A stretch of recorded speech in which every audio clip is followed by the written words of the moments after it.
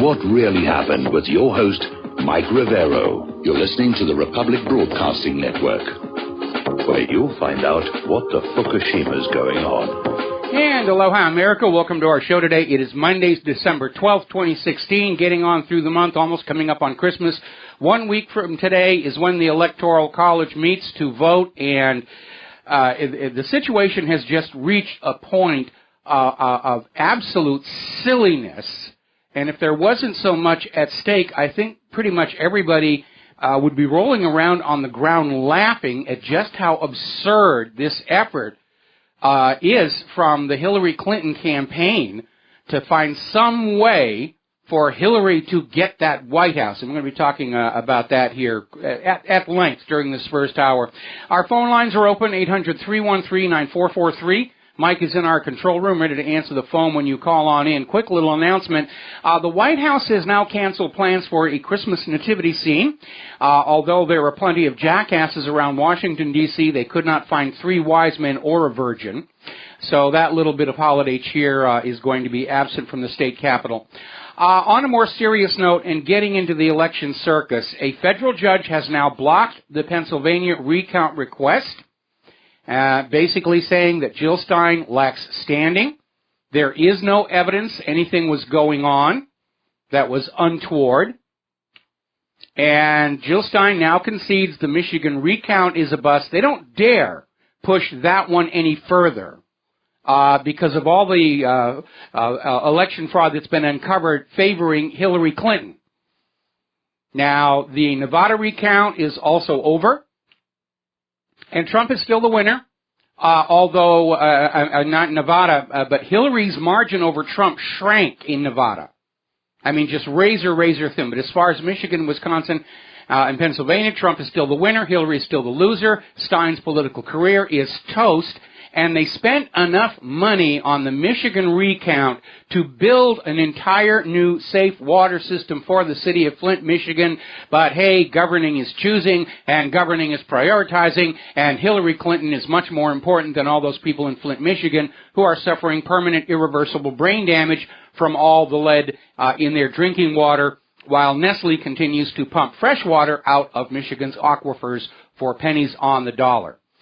Now, the Hillary Clinton campaign is out there. They're writing on this story that appeared over the weekend about how the CIA had sent a secret report to Congress confirming that Russia had hacked the election for Donald Trump. And they've been pounding this thing all weekend long. And the story was suspect right from the beginning because we have a government that cannot find the cyber criminals, cannot find the ransomware writers, even after years and years and years of effort. And yet only a few days after Obama says we must investigate this, we're being told the CIA has absolute proof that Russia hacked the election. And so now Hillary Clinton is calling for an intelligence briefing for the Electoral College this week before they're able to vote. They want to just go on in there and just put out all those things about how Donald Trump may have links to Russia, that Russia may have interfered with our election. Now, I think we can pretty much assume that Hillary does not want to brief the Electoral College on how she sold 20% of America's uranium to Russia in exchange for Russian money pouring into that Clinton Foundation. I'm pretty certain Hillary does not want to brief the Electoral College on how Saudi Arabia funded a large chunk of her campaign and was expecting to have influence over her White House. And I'm sure that Hillary Clinton is not going to brief the Electoral College on how George Soros funded even more of her campaign and is expecting her cooperation, or was expecting her cooperation on his agenda here. And of course, let's not forget Israel, which is routinely interfering in all of our elections through AIPAC, but we're not going to talk about that. No, it's only Russia and it's only Trump. Now, Obama has upped the ante on this situation, rejecting conspiracy theories, and basically the White House spokesperson has come on out and said, as a fact, that Donald Trump asked Russia to hack Hillary Clinton. That's what they're saying. They've actually committed to making that. Now, remember back during the third debate where Hillary Clinton set up this whole idea that Russia was going to hack the election on behalf of Donald Trump? So they were setting this up as a fallback strategy all along in case she lost.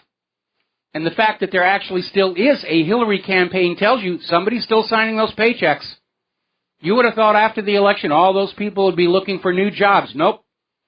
They're still going strong here. And here is where it really gets interesting. The CIA has just issued a statement saying that no, in point of fact, they did not send any kind of a secret report to Congress saying that Russia hacked the election. Either somebody in Congress is making this up, or the Washington Post created this story out of thin air, the same way they did that story smearing the independent media as being Russian propaganda outlets. So somebody lied somewhere. And by the way, the FBI is out there saying they cannot find any evidence Russia had anything to do with hacking the election. The only hard evidence of hacking so far is coming from the state of Georgia, which is still demanding to know why the Department of Homeland Security was trying to break into their voter information database. That's the only hard evidence of hacking that's been going on. We're going to take a second here to do a shout-out to our on-air affiliates who are just now rejoining the network. We're talking about this ludicrous claim that Russia hacked the U.S. election to help Donald Trump, and Hillary is now out there screaming the Electoral College has to take this into account before they vote a week from today. Now, we're starting to see a smear job coming out of the corporate media where they're out there saying that even if Trump becomes president, he's now seen as illegitimate. There's a dark cloud hanging over his presidency because Russia obviously helped him win this election. Because we all know the American voters are too stupid to think about things like Benghazi, pay-for-play corruption at the Clinton Foundation, smuggling of weapons to ISIS and Al-Qaeda, Cattlegate, Travelgate, Chinagate, Whitewater, all of that stuff. The American voters don't care about things like that, really. You know, this election was all about the promises made by Hillary, and that's all they should have been paying attention to. Krugman over at the New York Times is throwing this hideous tantrum, you know, saying that even if Trump becomes president, he doesn't deserve our obedience. He doesn't deserve the benefit of he's illegitimate right from day one. Talk about acting like spoiled children. And they're all out there screaming about, what about Russia's potential influence and interference in the election? Well, like I said before, Israel's been interfering in our elections for a very, very long time. Nobody seems to think that's a problem. You know, when AIPAC ganged up on people like Cynthia McKinney and kicked them out because they wouldn't go with Israel's agenda, nobody stood up and defended her as being the victim of foreign interference, did they? Now remember, Saudi Arabia is on record as saying they funded 20% of Hillary's presidential campaign. And they didn't give her that money just because they think she's a swell person. They were expecting favors back from a potential Clinton White House. The same thing with all the pay-for-play going on into the Clinton Foundation. Remember, the documents came on out during the investigation. The donors to the Clinton Foundation were expecting favors from Secretary of State Hillary Clinton. So why aren't the people screaming about Russia's interference on our elections getting on Saudi Arabia's case? And how about George Soros and all the money that he poured into Hillary's campaign, fanning up racism through Black Lives Matter to try and help the Hillary campaign? Why isn't anybody talking about how he interfered with our elections? Now, the former U.S. ambassador to Russia is out there demanding that Russia Today and Sputnik be labeled as foreign agents. They're agents of a foreign government. Ooh, bad, bad Russia Today, bad, bad Sputnik. But if you think about it by that same logic, Michael McFaul has now confirmed that American media, who were openly supportive of Hillary Clinton, were acting as official agents of the U.S. government and not an unbiased, objective source of news. And again, where was Michael McFaul all those years when Israel openly campaigned for this or that politician to win? Seems rather selective in his outrage, as it were. Another story coming out of the IB Times. Hillary Clinton would be president if it were not for the Comey email probe. Oh, if the election had been held before James Comey said the investigation was still underway, she'd be president. It's all Comey's fault. It's all the FBI fault. No, it isn't. Because if Hillary hadn't been breaking the rules in the first place, there wouldn't have been an investigation to begin with. Do you see this pattern here of a complete inability to take responsibility for their own actions? It's always somebody else's fault. Another story coming out from IntelliHub suggesting the CIA may try and push for a new election, find some way to get this one so tangled up that they say, all right, Obama gets to stay in the White House for another 6 months, and we're going to have another election in June, and this time we'll succeed in stealing it for Hillary Rotten Clinton. Now, Dan Rather, who we mentioned last month, rose to network stardom. Oh, we just lost our connection to RBN, and I don't know why. Let's see if we can get that back. And there we go. Okay, and we're back on the air here. I don't know why we lost our connection. It could be some of Hillary's hackers. They've been after absolutely everything that we're doing here. Dan Rather, who we pointed out last month, rose to network stardom from a virtually unknown small market TV station by lying to the American people that he had been shown the Zapruder film of the assassination of John F. Kennedy, and the headshot had rocketed Kennedy's head forward. Okay, of course, we know now that the Zapruder film was made public that Kennedy's head actually flung backward. Rather bought his network stardom lying for the assassins of President John F. Kennedy. So now he's out there jumping on board here saying about how our founding fathers warned about a demagogue president backed by a foreign adversary. You mean like all those recent U.S. presidents under Israel's control? Is that what you're talking about there, Dan? Or is it only a problem when it's not Israel who's in control of America's politicians?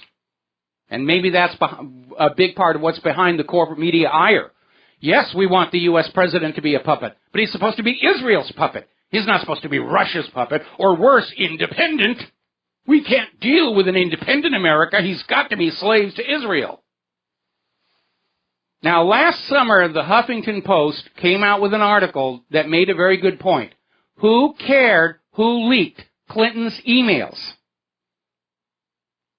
Okay, what people should focus on was the corruption exposed by the leaks. They're talking about the DNC email leaks, not the country or people suspected of uncovering such data. That was last summer. Today, the Huffington Post is running an article saying that Russia's hacking of the election is grounds for the courts to simply hand Hillary the White House. And again, there is no evidence Russia had anything to do with the DNC email leaks. Julian Assange has said it wasn't Russia. He implied it was Seth Rich, who was gunned down in the streets of Washington, D.C. about the same time. And amazingly enough, former U.S. Ambassador to the United Nations, John Bolton, said that the DNC hacks were an American insider, because if it had been Russia, we never would have seen it, because Russia's just as good at hacking as the U.S. Nobody's been able to actually prove Stuxnet came from the United States. Russia's just as good at that. Now, Jack Berkman, who's a GOP lobbyist, has added another $5,000 to the existing reward for information on the murder of former Democratic National Committee employee Seth Rich. This brings the total reward right now to $150,000, which is the largest reward for information about a murder in the history of Washington, D.C. Now, Craig Murray, the former British ambassador, is saying this story about Russia hacking the U.S. election is bovine excrement. He used a different word, but I can't use that without risking the license of our radio affiliates.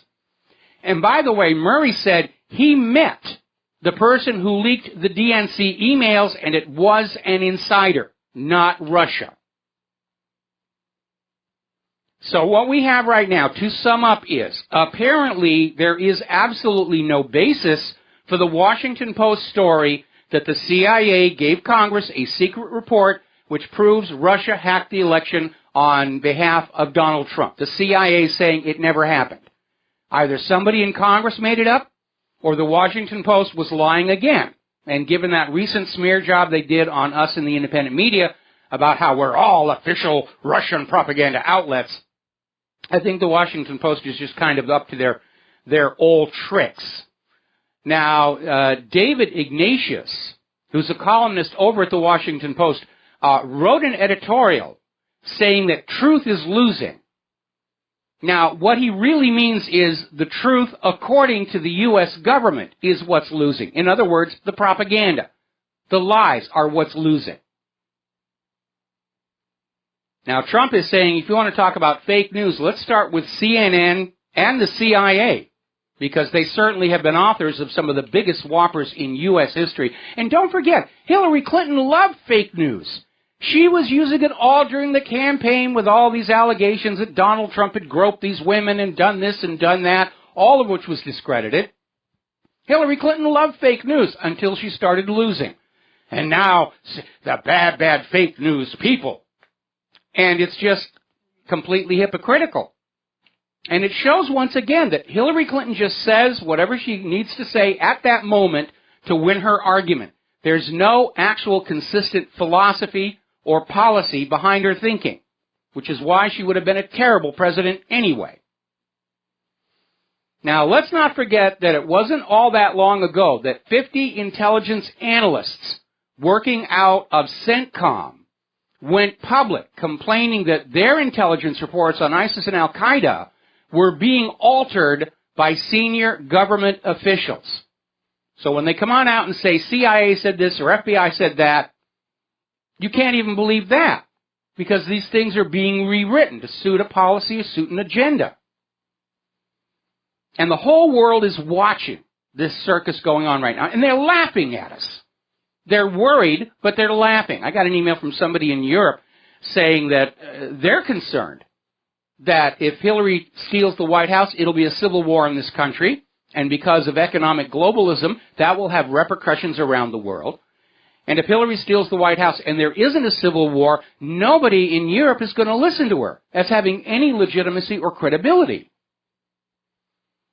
Story coming out of Blacklisted News. German politicians are worried about the striking increase in Russian propaganda and fake news, meaning the push for war. Trying to go back to the Cold War, the 1950s and 1960s. Oh, the Russians are doing terrible things. The Russians are torturing puppy dogs. The Russians are putting kittens in the dryer. I mean, all kinds of stuff. Donald Trump is out there mocking this Russian hacking conspiracy and reminding everybody, justifiably, this is coming from the same people who assured us Saddam had weapons of mass destruction. Assad was gassing his own Alawite supporters with sarin gas. It's from the same people who botched the Bay of Pigs. The CIA is out there, or at least the Washington Post is out there, trying to treat the CIA like it's an unimpeachable source. And that's completely, utterly ridiculous. They're just trying to use one set of lies to bolster another set of lies to support another set of lies. And as I mentioned before, the only hard evidence that exists of any actual computer hacking related to this last election is down in Georgia, and that was coming from the Department of Homeland Security, which so far is not responding to requests from Georgia to find out what that was all about. Now, remember when the Washington Post did this smear job on the independent media? And they cited as their unimpeachable, trustworthy source a website called propornot.com, which is short for propaganda or not. And they had a list of 200 websites. I'm proud to say mine was one of them. And they just went to town saying, oh, they're all Russian propaganda outlets. And then the Washington Post was forced to pull on back and say, well, we're not really sure if this is accurate or not. We're merely reporting what Propornot said. And then everybody's saying, okay, well, who are they? And Prop or Not went to very great lengths to hide their origin, but it didn't work. They have been tracked down. We'll be right back. And aloha, America. Welcome back to the show. And we're talking about this Prop or Not website, which was the sole source for the Washington Post smear job on the independent media that we are all part of Russia's propaganda machine. And the Prop or Not website is registered through a private domain registration company. which is used to mask the actual owners and operators. Now, investigations have shown that the business address for the people behind Prop or Not is this one-room office in New Mexico that serves as a business address for some 30 to 40 different companies. That alone tells you right there something weird is going on when they're going to that much trouble to conceal who they really are. But according to this story that came out of Investment Watch blog, investigators have tracked this back and exposed Prop or Not as being a CIA operation, and apparently they were using Ukrainian propagandists as contractors, and apparently some of the giveaways are hidden inside some of the writings at the website. Now remember, after the Washington Post story, Prop or Not went back and explained their criteria for declaring somebody an official spokesman for Russia was you link to a story in Russia Today.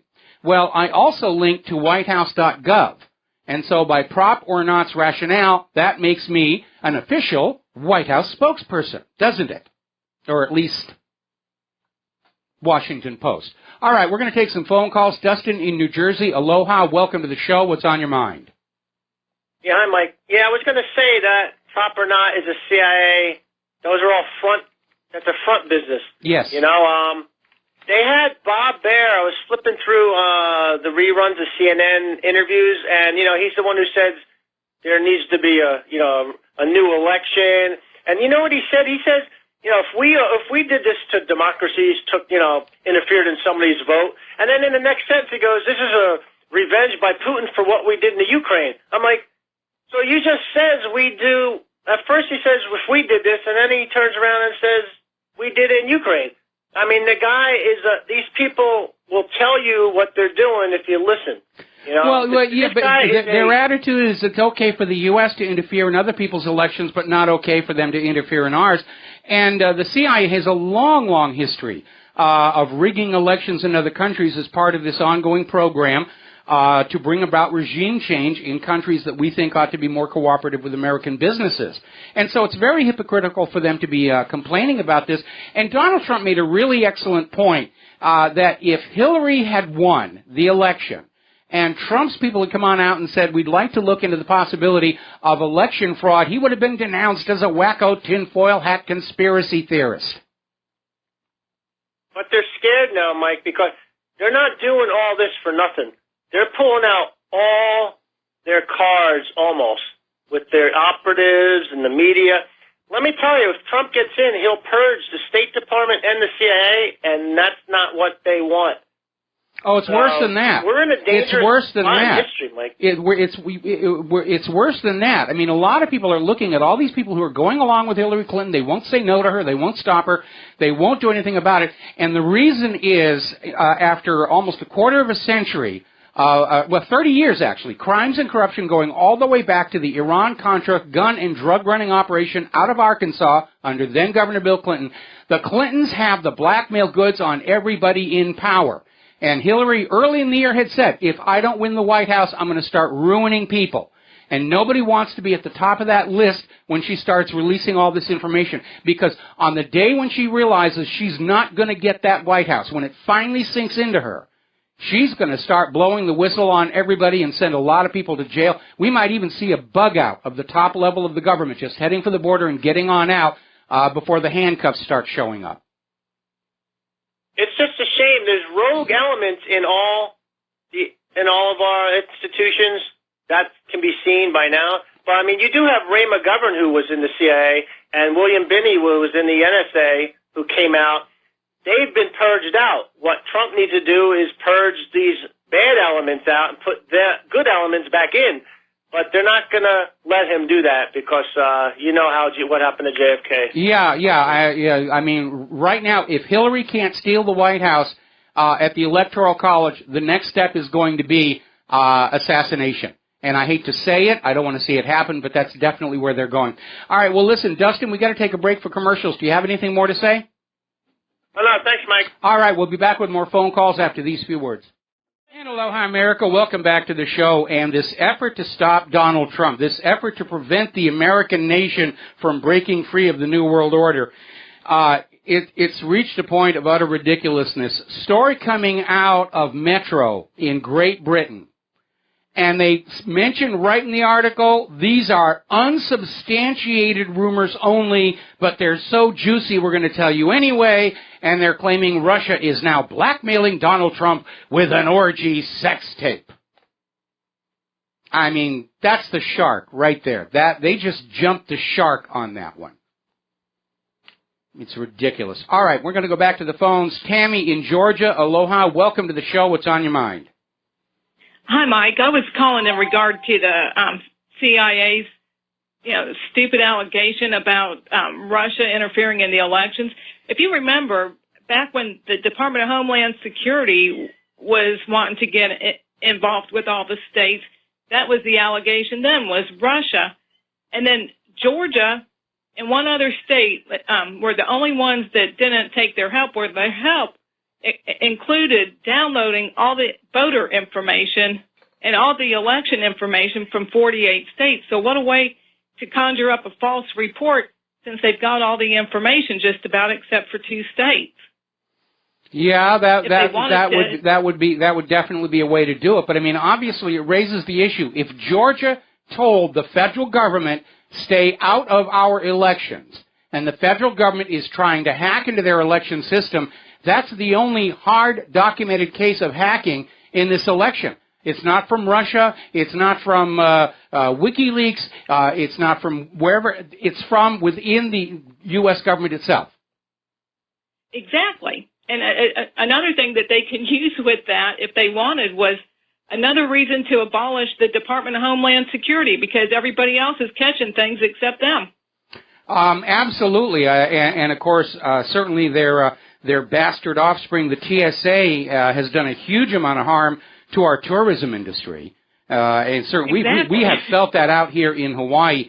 I mean, our local tourism board likes to trumpet, our hotels have an 80% occupancy rate, but what they don't mention is how many resorts and hotels have gone completely out of business and are now boarded up because of the loss of tourism traffic coming from the United States of America, because people just don't want to put up with that TSA stuff anymore.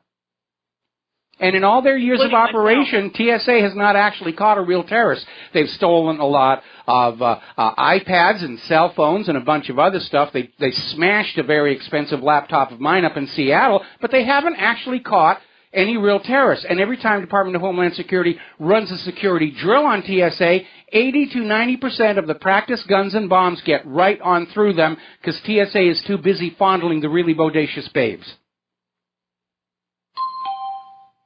Very true. I myself won't even put myself through that, because it was a nightmare the one time I attempted, because I'm a diabetic and they were wanting to take my machine that I needed. And it is. It's ridiculous. I mean, the people who are working at those checkpoints at the airports, these are people who couldn't get a job at the local burger place. And they're not very smart. They don't know what they're looking at. They're just trained to be aggressive and abrasive and hope that you'll react in a way where they're justified in giving you the rubber glove treatment. And they're really not very smart at all. I agree totally. Well, I just wanted to mention that because I thought if they even did come up with a report, how could you believe it, since they've already taken all that information from 48 states? Yeah, you're absolutely right. I mean, we're coming up on a point where the American people are finally starting to realize you can't take anything anybody in the government or the corporate media says at face value, nor should you. A skeptical people are a free people. And that's what they're really fighting against right now. They've had this wonderful little matrix that Americans have grown up in for decade after decade, generation after generation, and all of a sudden it's falling apart, and they're in a panic. Because they've gotten by with lies, fraud, and deception so long, they don't actually know any other way to run the country. And that's why they're in a panic. If there's one thing we can point to that the independent media has succeeded in doing, we have removed from the government and the corporate media their ability to lie to the public with impunity. And without that, they're really in a world of hurt. And even if the independent media were to vanish tomorrow under some draconian Nazi-esque digital book burning, Does anybody really think that people are just going to overnight go back to trusting the corporate media and the government? Of course not. If anything, a purge of the independent media is just going to make it even worse. And then anybody that doubts will be labeled a Russian collaborator, or a Russian agent or something like that to demonize. And, again, that's kind of a futile gesture, because people who are my age understand the Cold War commie scare of the 50s and 60s was a fraud to cheat us out of our money and the lives of our children for wars of conquest. The younger generation has grown up in a public school system that did not propagandize them constantly about how evil the communists were, or in this case, the Russians. And that's why it's not getting the traction they want it to get. But they can't think of anything else to do. I mean, starting to tell the truth, having a Truth and Reconciliation Commission would solve the problems, but none of them want to do that. As a class of human beings or subhuman beings, politicians can never, ever, ever admit they were wrong or lied or did anything bad. They take credit for everything good that happens, even if they had nothing to do with it, and anything bad that happens, they find some subordinate to offer up as the sacrificial lamb. Okay? Thanks a lot. All right, we're going to let you go and switch over to John in Barbados. Aloha, John. Welcome to the show. What's on your mind? Aloha, Michael. Love what you did with the graphic at the top of the What Really Happened page. Yes.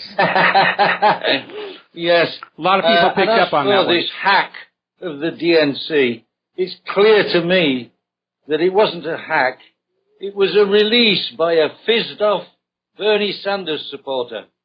Well, it was definitely a leak. I mean, when the emails first came on out, even the DNC said there was absolutely no evidence their computers had been hacked into, and we knew it was an internal leak. But an internal leak isn't something Hillary can use to steal the White House, so it's those gosh darn Russians, and we know they did it because somebody at the CIA lied to somebody at the Congress who lied to somebody at the Washington Post who lied to the rest of us, so it must be so.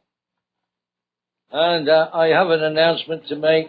The Syrian Arab Army, and blame those Russians, have taken full control of Aleppo, including you mean Palmyra? Were previously controlled You mean Palmyra? Yep. Yeah, Palmyra. No, Aleppo is under Syrian government control, and all of a sudden, as soon as Obama waives limitations on weapons to be given to terrorists in Syria, the terrorists grab the city of Palmyra. They're not ready to give up there. No, but apparently, according to the Homs governor, the governor of Homs, the guy in charge, 90% of the people have been evacuated already. Yes. So they're trying to get the rest of them out, and then Russia and Syria will uncork on them. And again, the thing is, Obama does not want the loss of Syria as part of his legacy because it's going to be the worst defeat for the United States since Vietnam. Even if Obama doesn't think they can win in Syria, he wants it lost under Donald Trump and not himself. Well, I think so. I mean, he's going to try and keep it going one way or another, but I think things are moving so fast nowadays, it's going to be a very difficult job to keep it going as the Syrian Arab Army are released from various other parts of the country to take on the eastern sector now. Yes. Yes. We're looking at a rapid victory, a rapid turnaround. Well, I don't know about that because one of the things that Obama is now sending to the terrorists in Syria are Stinger missiles to hold the Syrian and Russian aircraft off at a distance. And that's going to complicate the situation on the ground. Well, it will, but, I mean, the information that the Russians have and all the drone information and what have you, they'll be firing their caliber cruise missiles from the Caspian Sea and what have you, and doing an enormous amount of damage to these attack carriers. I don't think these Stinger missiles, too little, too late, as far as I can see. Okay, well, I hope you're right. I do know that the Russians, not necessarily the Syrians, but the Russians have developed some very effective countermeasures that will actually detonate these things long before they actually hit the target itself. So that may change the balance. Yeah. I've heard of the similar system where they can actually deflect the missile so that it it cannot track properly the aircraft it's aimed at. So, well, that can be done with flares, or I know that the U.S. Has a system to blind infrared guided missiles, and I really don't want to go into any fine details about that. Anything else, John? Well, I'm looking at what's happening in America and this nonsense that's going on. I mean, it's a joke.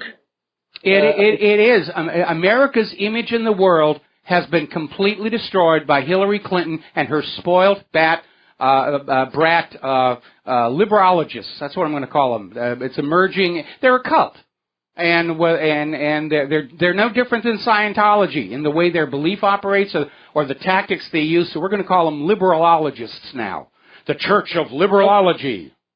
Well, I mean, by L. Ron Hillary. The tinfoil hat wearing conspiracy theorist has now been replaced by fake news. Yes. And who's producing most of the fake news? The U.S. government. But you see, their fake news is good, and our real news is bad. Like I said, we've taken away their ability to lie to the public with impunity, and Americans are looking at what's going on now, and all of a sudden they're looking back at all the things they were ever told their entire lifetime and realizing they have spent their entire lifetimes basting in a sauce of lies. And they are not happy about it. I'm hearing so many angry people that you think would be the calmest, most zen-like, just tranquil, I'm living my life, I don't care about these things, and they're getting angry. They're getting very, very angry at what's been going on. And realizing they've been made fools of by their own government. They have been treated like morons and idiots by the government they have been supporting with their money and the lives of their children, and they're not happy about that one tiny bit. Well, I can confirm that the people that I talk to in Europe and Britain, if Hillary does steal the White House, nobody's going to take any notice of her. She'll be blanked. Yes, I'm hearing that from a lot of people. I'm getting a lot of emails from Europe saying exactly the same thing. That they're going to say the United States does not have a legitimate federal government if Hillary steals that White House. It may be a soft coup. There may not be any blood, but it's going to be a coup anyway.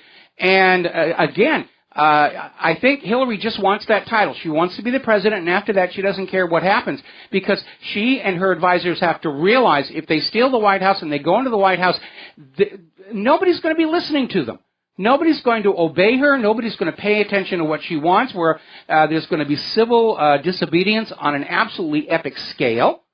And if there isn't a civil war, it's going to precipitate a Soviet Union-like collapse of the United States government. But Hillary doesn't care. She just wants that title of being president. And as far as she's concerned, the rest of the 330 million Americans, could jump off a cliff.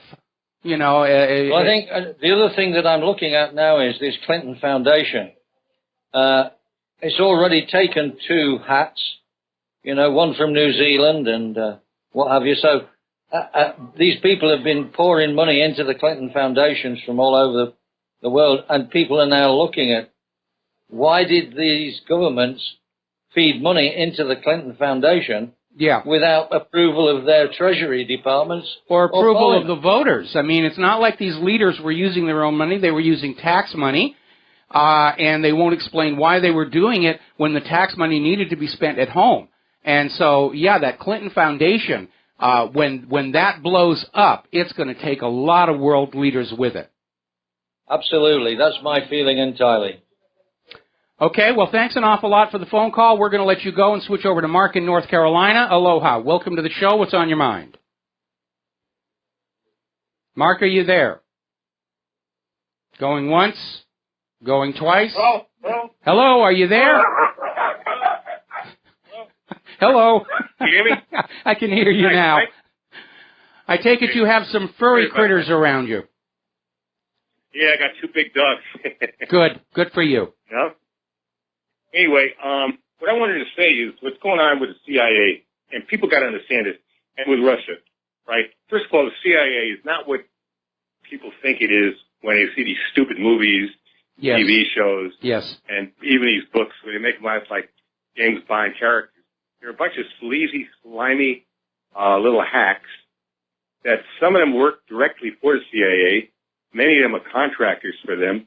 Many of them actually go out and many of them are actually businessmen who are actually like the Bushes are an example of that, who run like oil companies and stuff, and meanwhile do the CIA's bidding, because they really are working for Well, the it CIA. does, yeah, but it does They're able open to make up business contacts. When Terry Reid wrote the book Compromise, Clinton, Bush, and the CIA, he was saying most of the people involved in that whole gun and drug running operation out of Arkansas, they were business owners, but being part of the CIA opened up contacts that were good for their business and allowed them to do a better business, and they made money off of it. Now, the one time I was in contact with the CIA, it started originally at a place called the Pacific Institute for Advanced Research, which was in Hollywood, just a block or so down from the Magic Castle. And then they recontacted me when I was working for CBS Television City, and they wanted to sort of bring me in, but the first thing they asked me to do was sabotage a game show that was being produced by somebody who wasn't a CIA asset, so the game show that was being produced by the CIA asset would be the one that sold, and being cursed with a moral and ethical sense, which is definitely not a job requirement for the CIA, I refused. But I came away from that experience. And by the way, I was let go from CBS Television City almost immediately thereafter and wound up having to work for a Christian TV station in Orange County. But what my impression of the CIA is, they're mafia thugs wrapped in the American flag. And I think if you look at Jack Ruby, he was not only CIA, he was a paymaster for organized crime. Mafia. So mafia. There's a lot of crossover between the two. You look like a poster boy for a mafia movie, to make a mafia movie, as a matter of fact. Me? And the same thing with Oswald probably has something to do with the CIA. Oh, there's no question. There's no question. That was documented he was in the CIA. That whole Russia, we're going to feed them false radar data and all the rest of that. Anyway, listen, I need to let you go here. We got to take a break for commercials, and we'll be right back. And aloha, America. Welcome back to the show here. And it's now official. Pennsylvania has certified their election results. Trump is the winner. And that rounds out the set of three. Michigan, Wisconsin, Pennsylvania all remain in Trump's column. And that means in order to hijack the Electoral College, Hillary Clinton is going to need to persuade 38 electors, more than she actually has, to vote for her. That's a big number. Now, there are about 10 who are saying that they're going to be faithless and they'll accept whatever fines and whatever their state law prescribes, but they're going to vote for Hillary Clinton. There's only one problem. I think any elector, and by the way, these 10 are filing some kind of a lawsuit where they're going to say, we're 10 electors and we're saying Trump shouldn't be the president and we're going to tangle it up in the court system, blah, blah, blah, blah, blah, blah. My feeling is if these electors do not wish to do the job that they were appointed to do, the honorable thing to do is to resign. And I think their state elections people ought to seriously think about yanking these faithless electors who are out there campaigning against the person who won their state and replace them.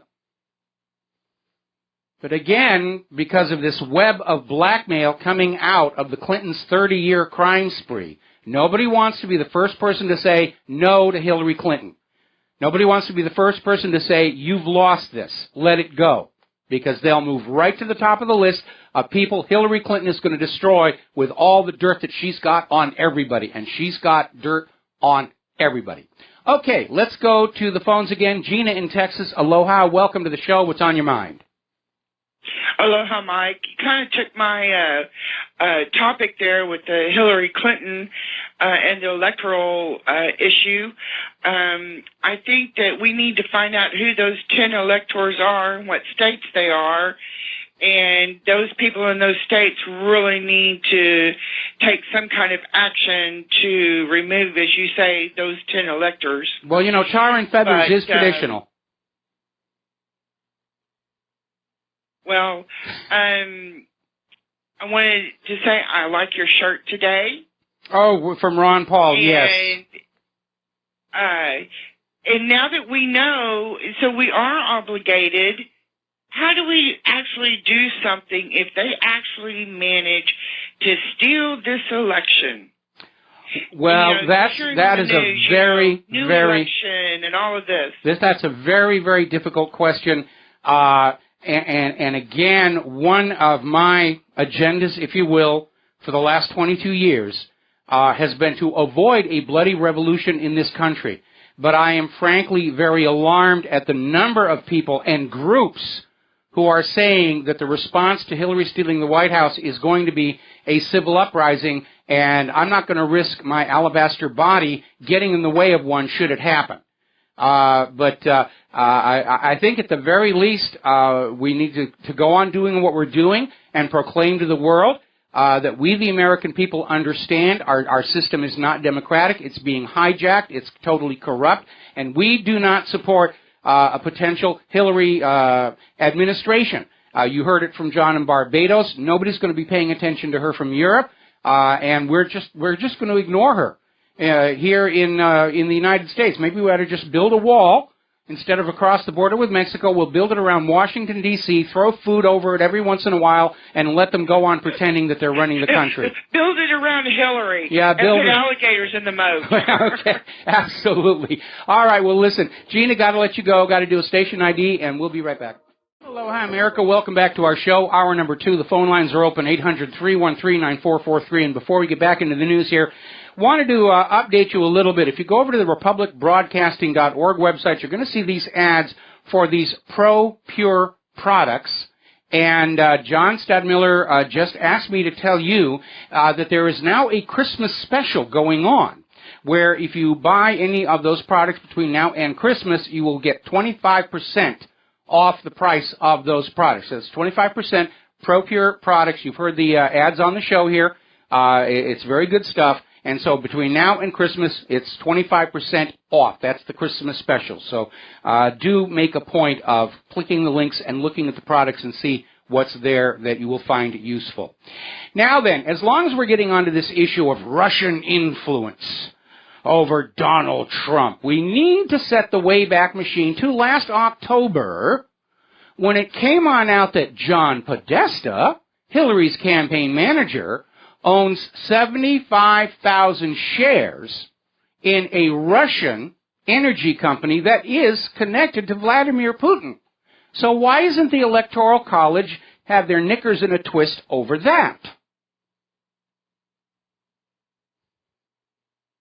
So, now then, the other day we were reporting on how Donald Trump spent only about half of what Hillary Clinton did and trounced her in this election. Widest Electoral College victory in recent history, and all the screaming about Hillary won the popular vote is nonsense once you start deducting all the illegal immigrant votes, about 3 million, according to votefraud.org and truethevote.org, another estimated 1.2 million dead votes, plus all the other rigging and hacking that they were discovering up in Michigan.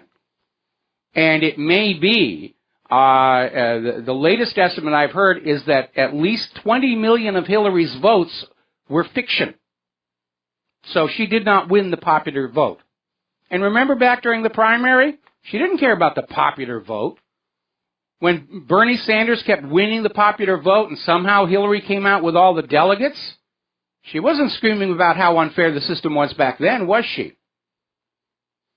Anyway, getting on back to the budget, it's now come on out that Hillary, in fact, spent a lot more money than was previously known. Apparently, Hillary Clinton, if for nothing else, will go in the history books for the most expensive presidential campaign in history, because she burned through $1.2 billion with a B dollars in her campaign for the White House.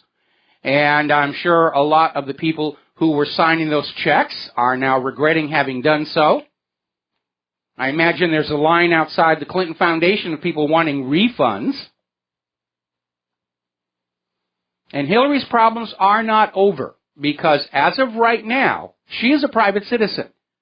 She's not even a candidate. She's certainly not the president. She's not the Secretary of State. She's a private citizen just like you and I, and subject to the law. Now, as you know, there was a defamation lawsuit launched against Hillary Clinton by the families of the Benghazi victims. who Hillary had told Benghazi was a terror attack. At the same time, they were telling the American public it was all because of this very inflammatory movie about Mohammed, which turned out not to actually exist beyond a hastily edited trailer. And then Hillary upped the ante by going on out and calling these people like Patricia Smith, just said, oh, they're liars. They're all liars here. Adding insult to injury. They've already lost members of their family. And now Hillary Clinton is calling them all liars in the media. That's defamation. And so the case has hit federal court in Washington, D.C., and her lawyers are asking for a dismissal of the lawsuit. Because after all, it's Hillary Clinton. And, of course, the lawyers for the plaintiffs are saying this shouldn't be dismissed because it sets a dangerous precedent that famous people are above the law. And that is not what the United States is about. Now, as we're talking about the real media versus the independent media or the fake media or everything, we've been talking about how social media is going through a major transformation. People are canceling their Facebook and LinkedIn and Twitter accounts, and they're going into these new startups like Scene Life and Diaspora and Gab, which are censor-free. And Yahoo is already on the warpath, smearing the new up-and-comers. Oh, if they're censorship-free, then they must be havens for white supremacists and Nazis. You don't want to go over there and have free speech. Or you're just an evil person. If you're a loyal American, you will stay here with Yahoo and Facebook, and you'll be censored and controlled here. And by the way, in the new NDAA, National Defense Authorization Act, there is a provision for what, for lack of a better word, could be called the Ministry of Truth, in which they're literally putting together a system by which anything that is going to be televised, broadcast, or published even on the internet must first get a seal of approval from the Ministry of Truth of the U.S. government. We're going right into George Orwell here. We're going to take a second to do a shout-out to our on-air affiliates who are just now rejoining our network. We're still talking about politics. We're talking about the real media versus the fake media. And now we're going to get into the war zones. As John in Barbados mentioned, the U.S.-backed terrorists, having been driven pretty much out of Aleppo, are trying now to keep this war in Syria going by retaking Palmyra. And the Syrian army has managed to evacuate 90% of the civilians, get them out of harm's way, and they're trying to get the rest of them out, at which point they're going to flatten the place. And we're seeing all these terror attacks crop up all over the place. There was one at a Coptic church in Egypt here. Twin blasts at central Istanbul, 15 dead over there. Oh, it's ISIS. ISIS coming to get you. That's why we have to put Hillary in the White House, because only Hillary can deal with ISIS. And, I mean, it almost sounds like they're shrieking. They're that desperate to cling to power. And that's really what it's all about. The recognition that the rise of Donald Trump is also the rise of the independent media and the decline of the old way of doing things. And those who have become rich and famous and powerful in the old way of lies, fraud, and deception, they fear their loss of stardom, and they're not going to go gracefully. Cornered animals are very, very dangerous, and we have to always keep that in mind. Now, Donald Trump, along with shutting down that portion of NASA that has been pushing human-caused global warming and looking at other very expensive programs, has set his sights on the F-35.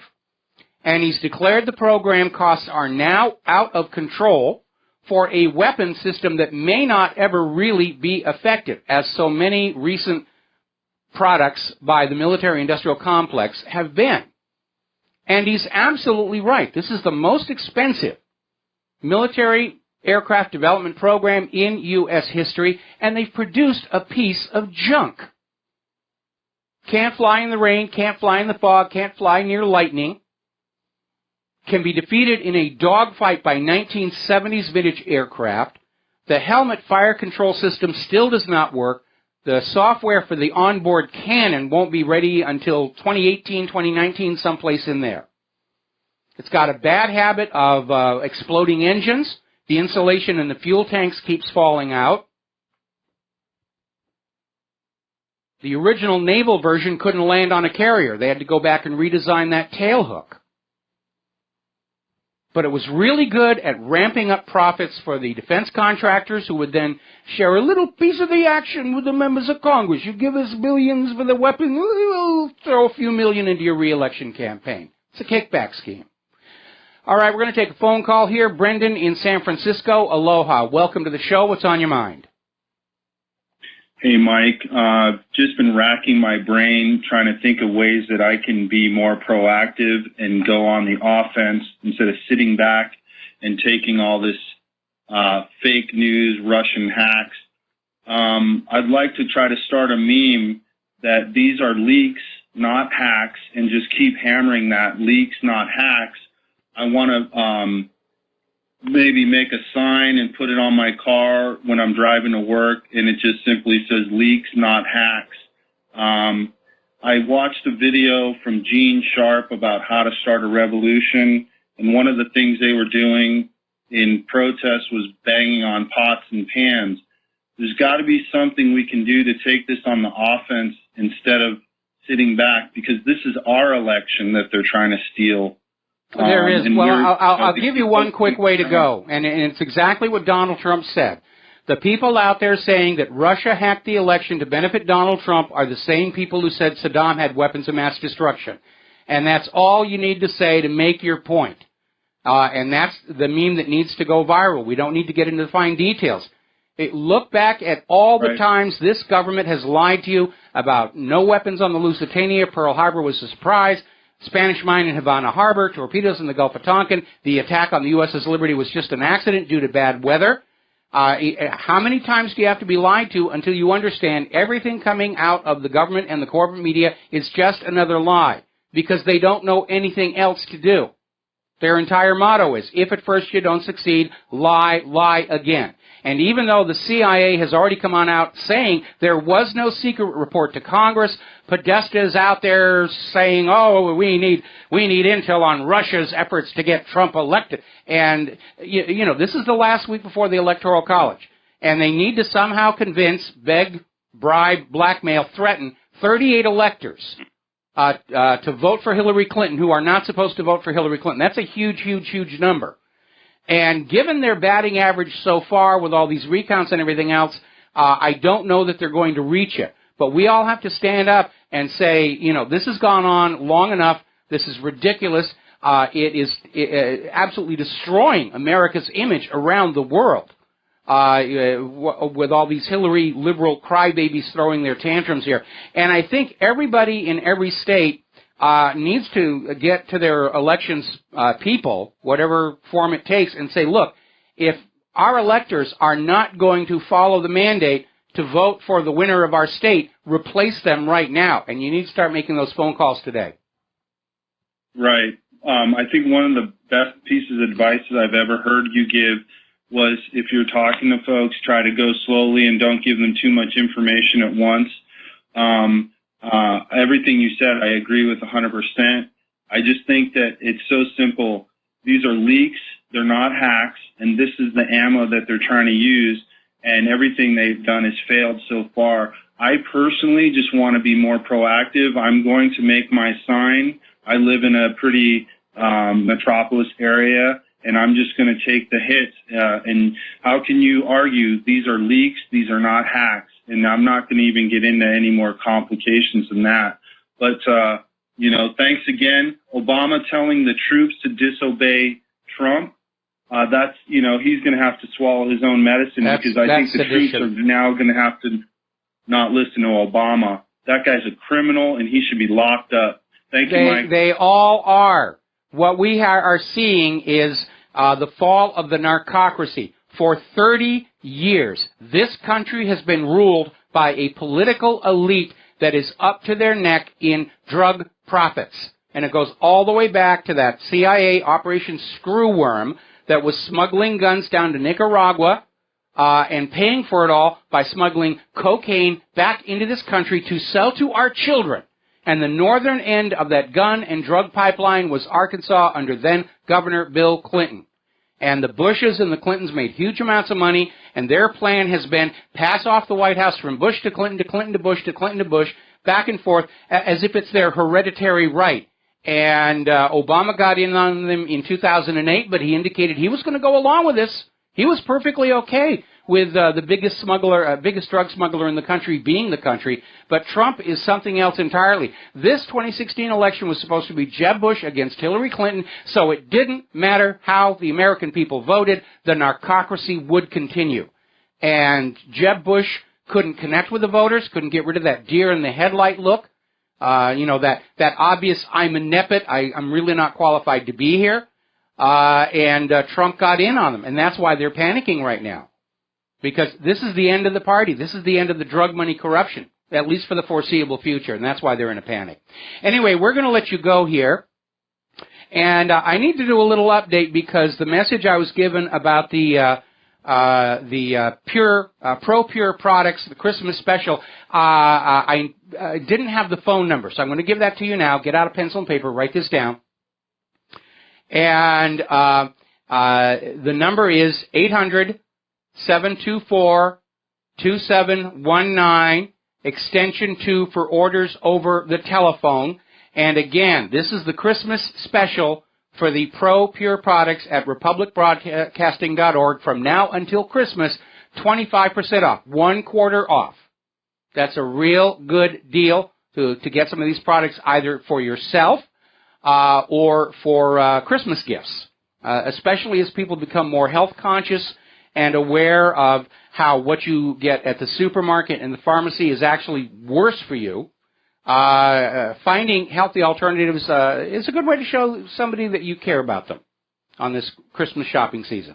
All right, we're going to go ahead and do a little blurb here about the economic news. And okay, let me fix something here. We're having some tech issues. There we go. All right. Now, as you know, over in Italy, they're in a bit of a turmoil. Their top 8 banks are in serious, serious trouble following the collapse of Renzi's referendum a week ago. And Renzi has announced his resignation. There's going to be a caretaker government until the next general election. But the banks are in serious trouble because what the referendum was going to do was consolidate more power under Renzi and bring about changes to the law to allow Italy to take more money away from the Italian people and give it to the banks to keep the banks going. And the Italian people said, no, that's a raw deal. Whether it's Italy or the United States or Germany or Brussels or whatever, their sales pitch is, you must make do with less so we can have more. You must make do with less so we can have more. You must make do with less so we can have more, and that is becoming a very, very tough sell around the world as people go hungry while the bankers are living lives of wealth rivaling that of Midas. So Italy's banks are in serious trouble. They're looking for bailouts, and here is something that is going to really throw a monkey wrench into the works. The European Central Bank is saying they're not in a position to provide any assistance to the Italian banks. See, what's been going on in the European Union, I've often described it as a wooden boat with 15 holes in the bottom and only 14 corks, and everything the European Union and the European Central Bank do basically amounts to grabbing a cork out of one hole, shoving it into another hole in full view of the media saying, I'm working on the situation, but the debt continues to pour on in. And the ECB's goal was to spread the debt uniformly across all the European Union and keep everybody just hovering at the edge of default. But at some point, they were going to run out of the means to keep the system afloat, and it appears it has now happened, with the ECB saying they are not in a position to be able to help Italy's banks. And if they start falling apart, it will domino across the EU as well. Now, the other day we were talking about how OPEC, in order to drive oil prices back up, was cutting back on their production. And we pointed out the ridiculous story in the corporate media, specifically a local radio station here, about how higher oil prices were going to be a good thing for consumers. Yes, when you go to the gas station and your gas costs a lot more, that's a good thing. You will believe this is a really good thing. Well, now apparently the non-OPEC oil-producing countries have agreed to cut their oil production by 500,000 barrels per day. And so we are going to see the oil prices go back up. That's good news for the oil companies, good news for the frackers. But in the end, yes, it's going to harm ordinary consumers. It's going to drive up the price of our gasoline. It will drive up the price of anything that uses any kind of petroleum for the manufacture or transportation of products. It's inevitable. Now, over in India, they are trying an experiment in demonetization. They've cut out all those higher value currency notes. They're trying to force everybody onto the plastic. It is turning into a disaster. More when we come back. Hi, America. Welcome back to the show. Now, as you know, the bankers have a dream of taking away that last bit of freedom and control you have over your own money by bringing about the cashless society. And it's being sold on this idea that a cashless society will end corruption, terrorism, and the drug trade. And, of course, no, it won't do anything of the kind.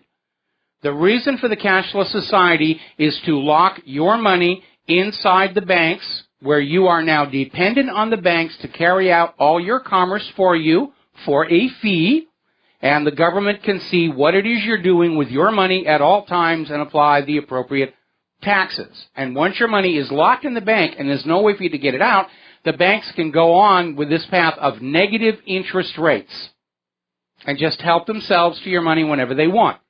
There's never going to be a run on the bank because you can knock on the door and say, I want my money, and they say, there is no money. It has to be in a bank somewhere. And together with that, they will ban private ownership of gold or silver or anything else that could represent a portable store of value. And they're using as the first test case India. And it's already turned out to be a disaster. We're already getting reports that India is raiding people's homes for gold. They're talking about banning gold. And that's a heavy hit on gold because up until recently, India has been a huge consumer market for gold. You go into any marketplace, there are all these stalls with bracelets and necklaces and all the rest of it. Now they're saying, nope, that's all going to go away. And they're discovering all of a sudden people aren't spending money.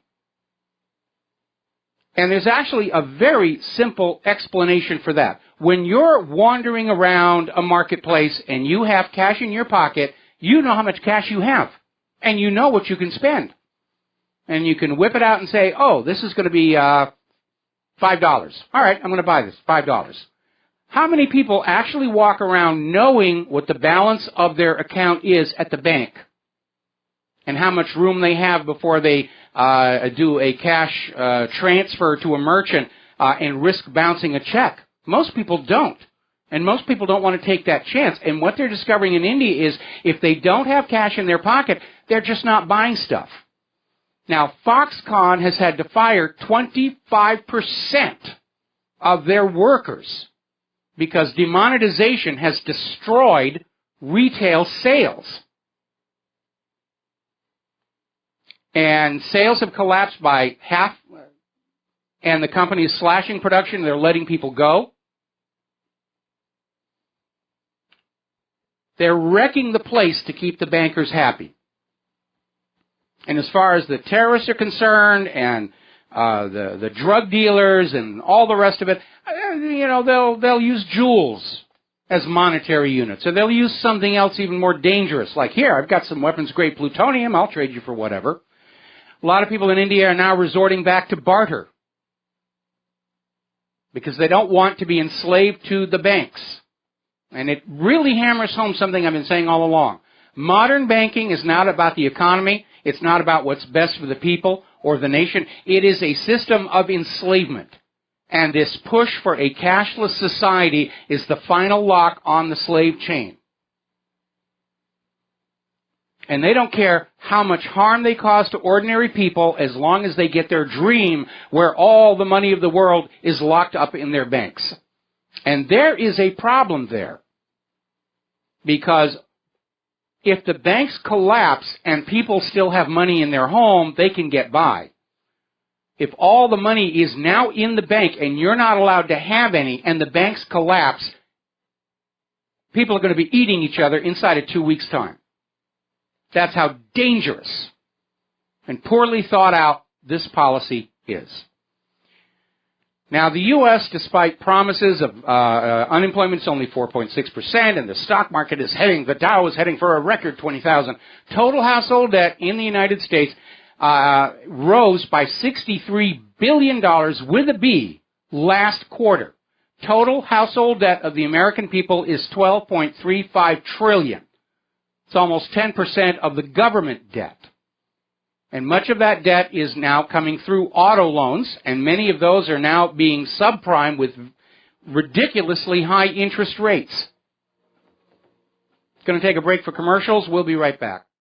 And aloha, America. Welcome back to the show here, and we're wrapping up with the economy right now. As you know, one of the big bones of contention for the incoming Trump administration is what is going to be done with Obamacare. Now, we all know that Obamacare has been a complete and unmitigated disaster. It has failed in its overt purpose of making health care affordable to all Americans. And it's failed by forcing us to buy these incredibly expensive health insurance policies with sky-high deductibles, which means even after paying for these very expensive policies, most Americans will never actually use them. Because in a normal year of healthy living, they'll never hit the deductible. It's completely useless. This was set up to generate huge windfall profits for the health insurance industry that wrote the Affordable Care Act, with the U.S. government getting their mafia-like piece of the action in the form of taxes. And it's failed on that because people can't afford these policies. They're going with the IRS penalty instead, and the IRS is just ramping up the penalty, saying, "You will buy this policy, or we will take your money some other way." Now, Obamacare had a covert purpose as well, which was the generation of new tax revenues that a hopelessly broke and deeply in debt government could use to hold the bankers off just a little bit longer. And it failed with that as well. Some of these health insurance companies backing Obamacare have gone out of business. Some of the exchanges have closed. A lot of these other health insurance companies are trying to invoke a provision of the Affordable Care Act that says if they don't make the promised profits, they get a taxpayer bailout. And if it were not for the fact that a very hard winter has started setting in, I would have expected Obama to be out there screaming about the need for a carbon tax in his final month in office. So Trump is out there saying they're going to take it down, whether they're going to revise it seriously or just scrap it and go back to a free market approach of health insurance companies having to compete for your business by offering low premiums and high service. We don't know. But there is now a political action group, if you will, being formed to block any efforts by Donald Trump to change Obamacare. They're calling it Protect Our Care. It should more properly be called Protect Our Profits, because that's what it's really all about. Now then, let's talk about immigration, because in the midst of everything else, that is still a major, major issue. Here's one area where Donald Trump could maybe look at controlling a lot of costs, because apparently, according to a U.S. watchdog, the Immigration Reform Law Institute, the Immigration and Customs Enforcement Agency spends $100 million simply ferrying illegal immigrant children around the U.S. so they can't be found and deported.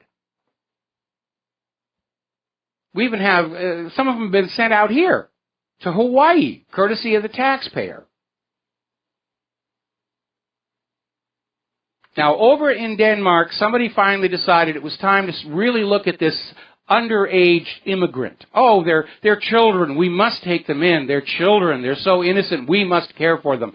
And apparently, Dutch authorities were a little suspicious about what was going on.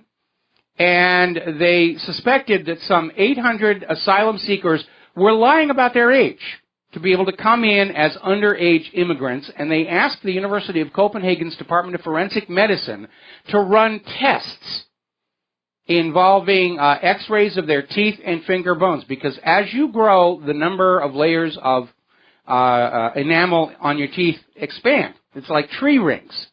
And what they discovered is that 74% of those supposed underage immigrants are actually adults.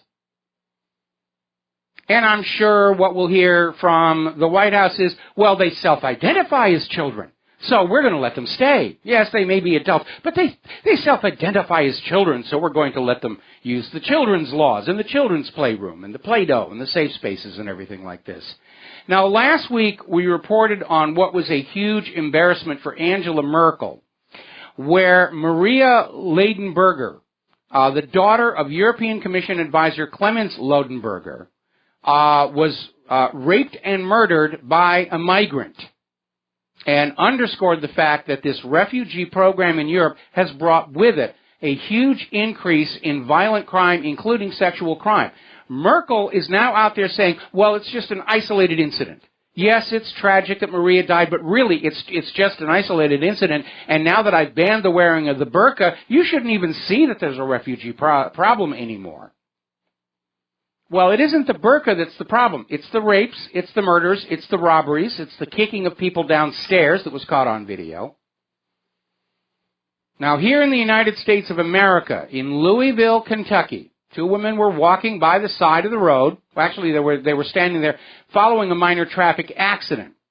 And a man named Miguel Angel Villaseñor Socido, driving a truck, ran off the road, hit and killed both women. He then fled the scene on foot, hit and run. And they're looking for him, and in digging into his past, they found out this guy has been deported from the United States 8 times and let back in. Do you know these illegal immigrants and these refugees are getting a better deal from the U.S. government than our veterans do? Does that make any sense at all? Meanwhile, from the area of political correctness, this is a very bizarre story. Over in Great Britain, there is a store that specializes in British-themed products. Now, to put this in context, that would be like here in the United States of America, there's a little store that has American flag mugs and American flags and American flag posters and buttons and all the rest of that stuff. That's what I mean by a theme store. And so they're in North London, there's a shop called Really British, and it sells British-themed products in Great Britain. And apparently the PC movement in Great Britain is now denouncing him as racist and demanding he shut his shop down. I mean, that's completely over the top here.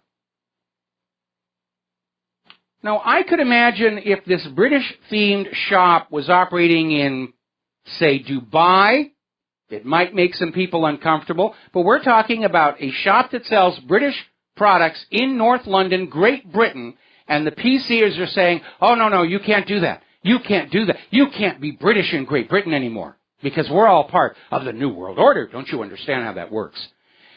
Now, over at the University of Pennsylvania, students have removed a portrait of Shakespeare that was on display in the school's English department, complaining that Shakespeare does not represent a diverse range of writers. Now, Shakespeare was an English writer. Let's not kid ourselves. And he was a very good writer. That's why his plays are still read and performed to this very day and made into movies.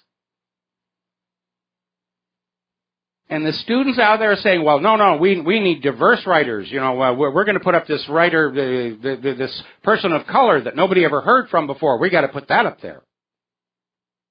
How about we abandon this quota-based system of honoring people based on a lottery of what color they are, where they come from, what gender they are, what orientation are, and go back to a world of meritocracy, where those who are doing excellent work get the recognition, because it encourages more people to do excellent work rather than sit back, coast along, and hope their skin color gets them advancement in society. Now, Shakespeare deserves to be honored and recognized when you look at the body of his work. As does Mark Twain, as does Edgar Allan Poe. We need to return to a meritocracy. We have gone so far away from that, where, and again, this goes back to that wonderful newsroom series on HBO, and during Will McAvoy's speech about how America is not the greatest nation on earth, where he said, we used to applaud intelligence. It didn't make us feel inferior. It gave us something to strive toward. We're not there anymore. We're in a society where you go and what you do is determined at birth by your skin color, or later on your religion, or your orientation, or your gender. If you fit the menu, you get the advancement. You get the job. It's amazing. All righty. As you know, up in North Dakota, and the first thing I have to do is hats off to those Dakota Access Oil Pipeline protesters, because they are in the middle of this gargantuan blizzard. They do finally have tents and heating equipment, and they're still there because of the Dakota Access Pipeline's statement defying the federal government, saying they're going to go on building this pipeline. They don't care what the federal government says. They could care less. Government. We're corporations. We rule the planet now. By the way, over at Sci-Fi Channel, they got a new series called Incorporated, and Sci-Fi is finally starting to get some good product. I mean, for a while they'd gone down with all this Roger Corman nonsense like Dino Croc versus Super Gator, and they finally woke up. And this Incorporated is a very interesting show about a world where corporations run everything. And civil government is sort of a vestigial, traditional kind of wrapping, but it's all corporate. And we're seeing that in this Dakota Access Pipeline Company. Well, they've got a new problem up there because, as you know, about a week and a half, 2 weeks ago, we reported on an oil pipeline in North Dakota that ruptured underneath a farmer's field, basically destroying it, rendering it unusable. Now there have been 2 more pipelines in North Dakota rupture. Bell Forsh Pipeline Company estimates that 130,000 gallons of oil has spilled into a tributary of the Little Missouri River last week, and another 46,200 gallons leaked into a hillside. And it's gotten into Ash Coulee Creek. And this is one of the concerns expressed by the Dakota Access Pipeline people, is that this pipeline, if it leaks, it's not just going to be the water supply for the people on the reservation. That water flows into 4 states, and it will carry that oil with it. And by the way, if you didn't realize it, raw petroleum is known to be carcinogenic. Let's grab a phone call here from Terry in California. Aloha. Welcome to the show. What's on your mind? Hey, Mike, all that stuff you're talking about the immigration, everybody's got the question, what incentive do these leaders of these countries have to destroy their country like that? It must be substantial leverage. You know, well, they're all on board. They're all on board with this new world order that George Soros wants to bring about, and he's got the money to make it happen, where there's going to be a single global government, a single golden throne of planet Earth, and all of these world leaders who are on this agenda are dreaming that it will be their butt polishing the seat on that throne. And it's a terrible, terrible idea for a number of reasons. First and foremost, if you have, let's imagine for a moment there had been a single global government back in the 1940s and Adolf Hitler had seized power there. There would have been nobody to stop him, would there? And I don't know, but it spread so widely around the world. I mean, it must have. I mean, it's more than George Soros. It's got to be. I mean, are these people getting well, the United Nations is on board with this. The liberal agenda is on board with this. It is a widespread movement. The Bilderbergers talk about it. They all think a one world government is a really great idea because it's going to be a single giant human farm with a single private central bank holding us all in debt slavery until the sun swallows the earth. That's their dream. Well, it's pretty critical. A lot of these Germans are leaving Germany now. There's a big migration out amongst the native Germans. Yes, I know. And is Donald Trump going to be any different? I mean, Donald Trump, right from the beginning, with his slogan "Make America Great Again," indicated he's not on board with this open borders policy or this single global government. As President of the United States of America, he wants to work for the United States of America, and everybody else is just going to have to take care of themselves. And that, of course, is anathema to the globalists and New World Order. That's why they've been attacking him, because they're so close to their single global government they can almost taste it. And it's a bad idea, because national borders serve the same function as fireproof doors in a building or watertight hatches in a ship. They contain problems.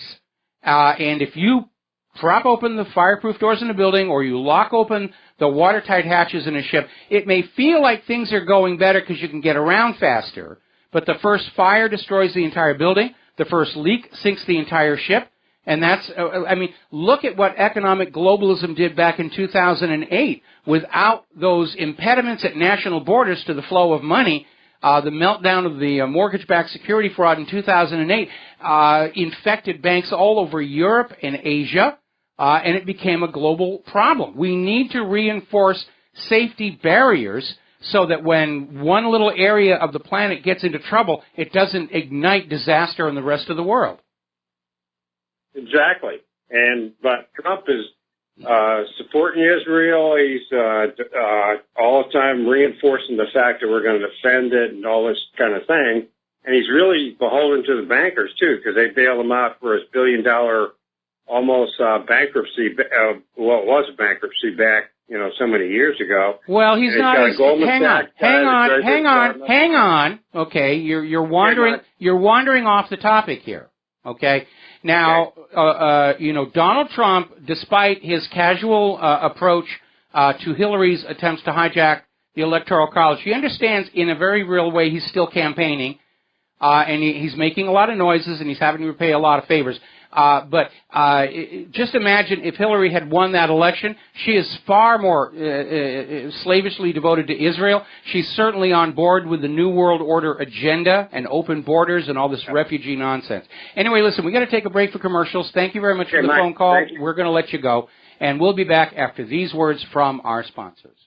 Aloha, America. Welcome back to the show. We're going to go to the phones here. Jerry in Chicago. Aloha. I imagine it's rather cold where you are right now, and what's on your mind?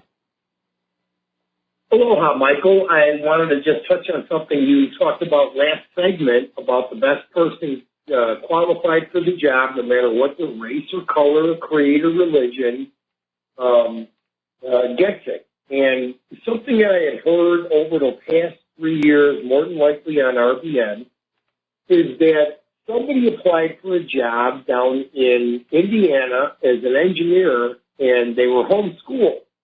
And Indiana had passed some kind of a rule, or the federal government stepped in and said, no, you can't hire anybody that was homeschooled. They have to have credentials, blah, blah, blah. They have to go through the indoctrination system. Mm-hmm. And they were the best qualified for the job. And that's all I wanted to say. Thanks a lot. I'll take your comment off here. Thank you. Well, you're welcome. And you're absolutely right. The education industry, as it were, tries to make itself essential for job advancement because, of course, that's what they're selling to the kids coming on in and going into $20,000, $30,000 in student loan debt.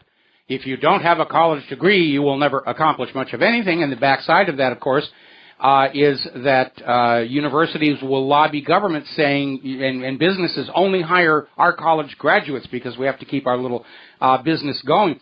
But we look at people who have been outside the educational system who have done such wonderful things because they weren't indoctrinated.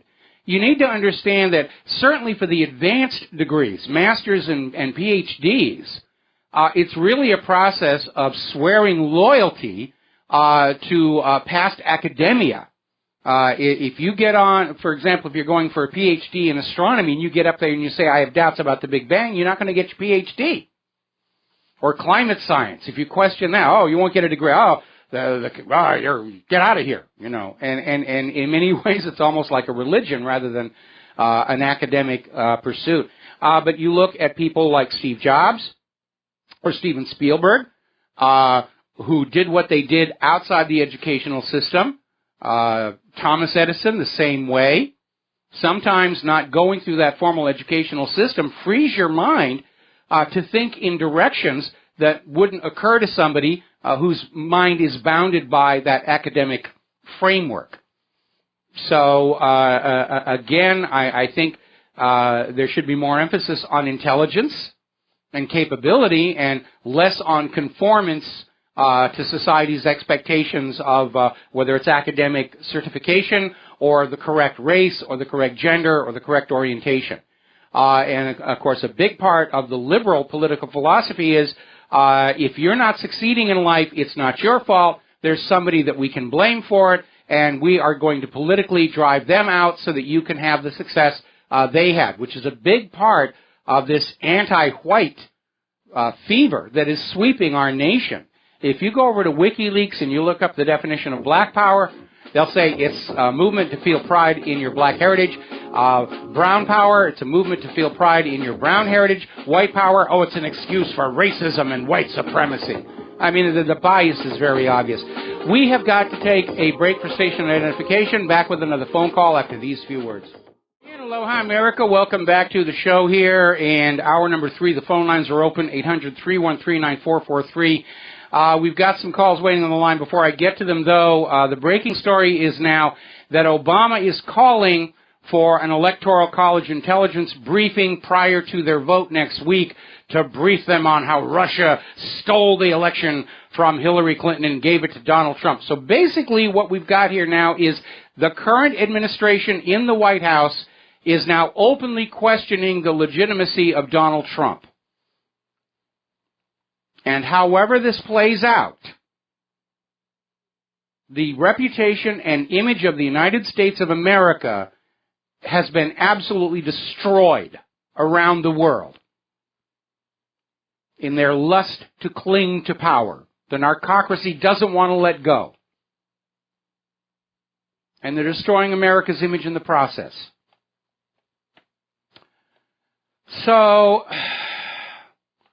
there are days when I'm really ashamed to be an American, and I want to qualify that by saying I don't have a problem with the United States of America. I don't have a problem with most of my fellow American citizens. I don't have a problem with the Constitution. I do have a problem with Washington, D.C., and what a crybaby bunch of spoiled, drug-corrupted brats they've turned out to be.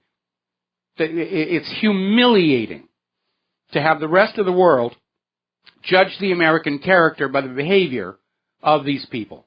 Let's grab some phone calls here. Errol in the Netherlands, aloha. Welcome to the show. What's on your mind? Well, you took the words out of my mouth, because I just wanted to say Donald Trump, he said something about China. Mm-hmm. We see this all about in the news and everything. And what is the date today? It's the 12th of It's the 12th here, but the 13th. The 13th. Well, okay, not I guess. Even, yeah, not even. What is it? Not even 2 days or 3 days over that he has been recognized as the president, the next president of the United States. What we see here now is very interesting, because I just want to say this. I know personally, it's not a feeling, it's just logic. Donald Trump will make it in the inauguration. It calls inauguration in America.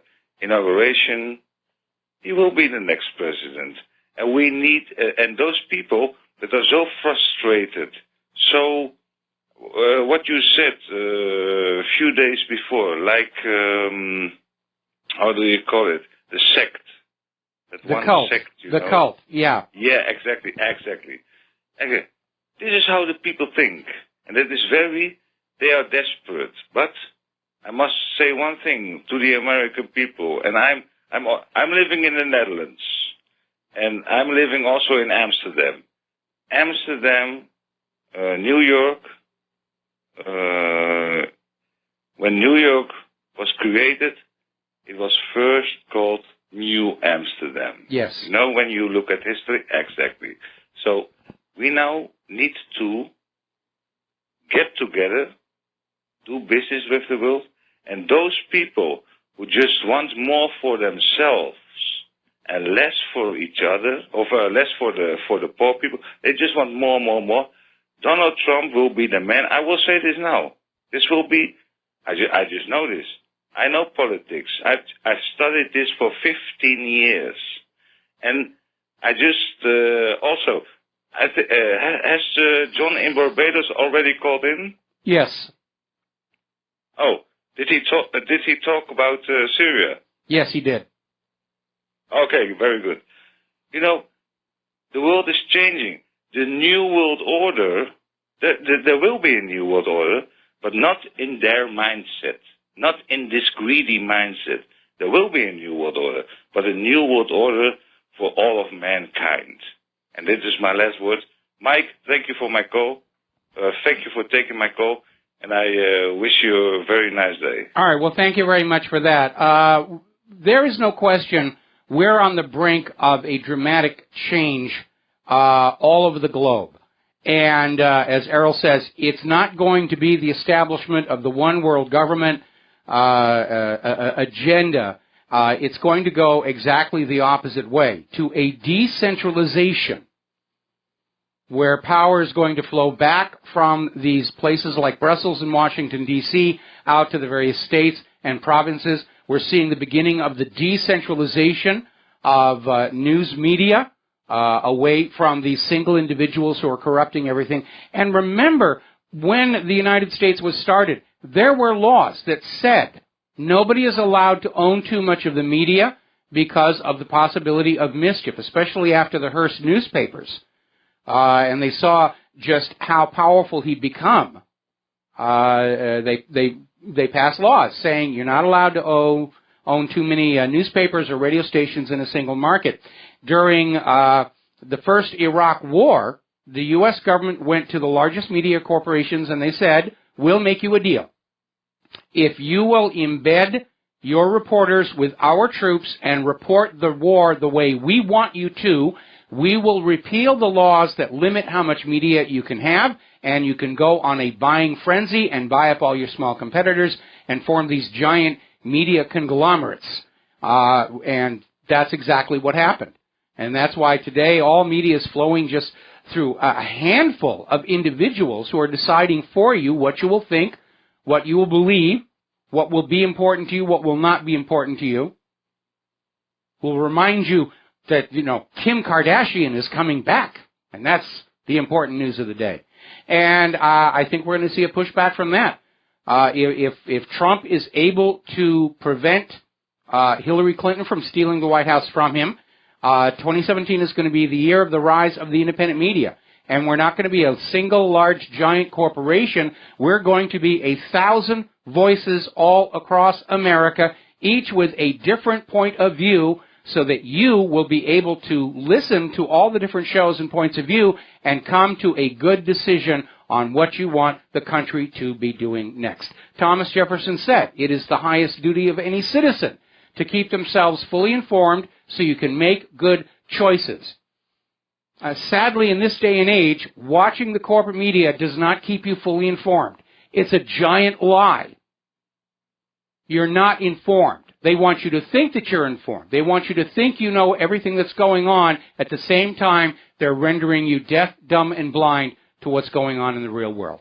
All right, let's take a phone call from Robert. Oh, first of all, I got to do a shout-out to our on-air affiliates who are just now rejoining our network. And let's go to Robert in Tennessee. Robert, aloha. Welcome to the show. What's on your mind? Thanks for taking my call, Michael. Couple of things. What have you found is the best method to vet or shepherd the news that you read on the internet? Well, first of all, and I've said this many, many times before, you need to think about what you're being told to see if it really, really makes sense. I'm very much shocked to see so many people where the TV will say Donald Trump molested women, and they just say, oh, okay, Donald Trump molested women. That's what they parrot from then on. They're not thinking about what's going on. In terms of analyzing some of these big lies, the advice I always put on out is think about what's going on, look for what should be there and isn't. And if there's a big hole in that backstory, then you know you're being fed a lie. And the classic example I like to use was back when Obama and John Kerry were screaming about how Bashar al-Assad was using sarin gas on his own Alawite supporters right in front of the UN chemical weapons inspectors on the very day the inspectors arrived in Syria. And, of course, the first question that comes up is, what is the motive? Why would Assad do something that stupid knowing that the U.S. was looking for an excuse to invade? And, of course, it later came on out that these chemical weapons attacks were by the U.S.-backed rebels to frame on Bashar al-Assad, and even the United Nations chemical weapons inspectors came to that same conclusion. So that's a really good way to be looking for it. The other thing, of course, is I think we're at an age right now where people aren't just going to automatically accept what they get from the corporate media anymore. The last poll I saw, only 6% of Americans still trust the corporate media. And that, to me, is a very, very healthy thing. You shouldn't trust anybody in the media or anybody in government. History has shown that anybody who was double-crossed, used, or betrayed or lied to had it done to them by somebody they thought they could trust. And that's what government and corporate media are always out there saying, trust us, just have faith and trust. We are on your side. And they betray that trust over and over and over and over again. And now the American people are waking up about that. And I don't know how this whole thing with Hillary is going to play out. But again, I'm seeing so many parallels between what our nation is going through right now with the collapse of public trust in the government and the media, with the last few months before the collapse of the Soviet Union. We could still see that happen here, especially if Hillary steals the White House. There'll be no more trust and confidence and faith in the federal government system, and we could see the whole shebang come crashing down, just like the Soviet Union did.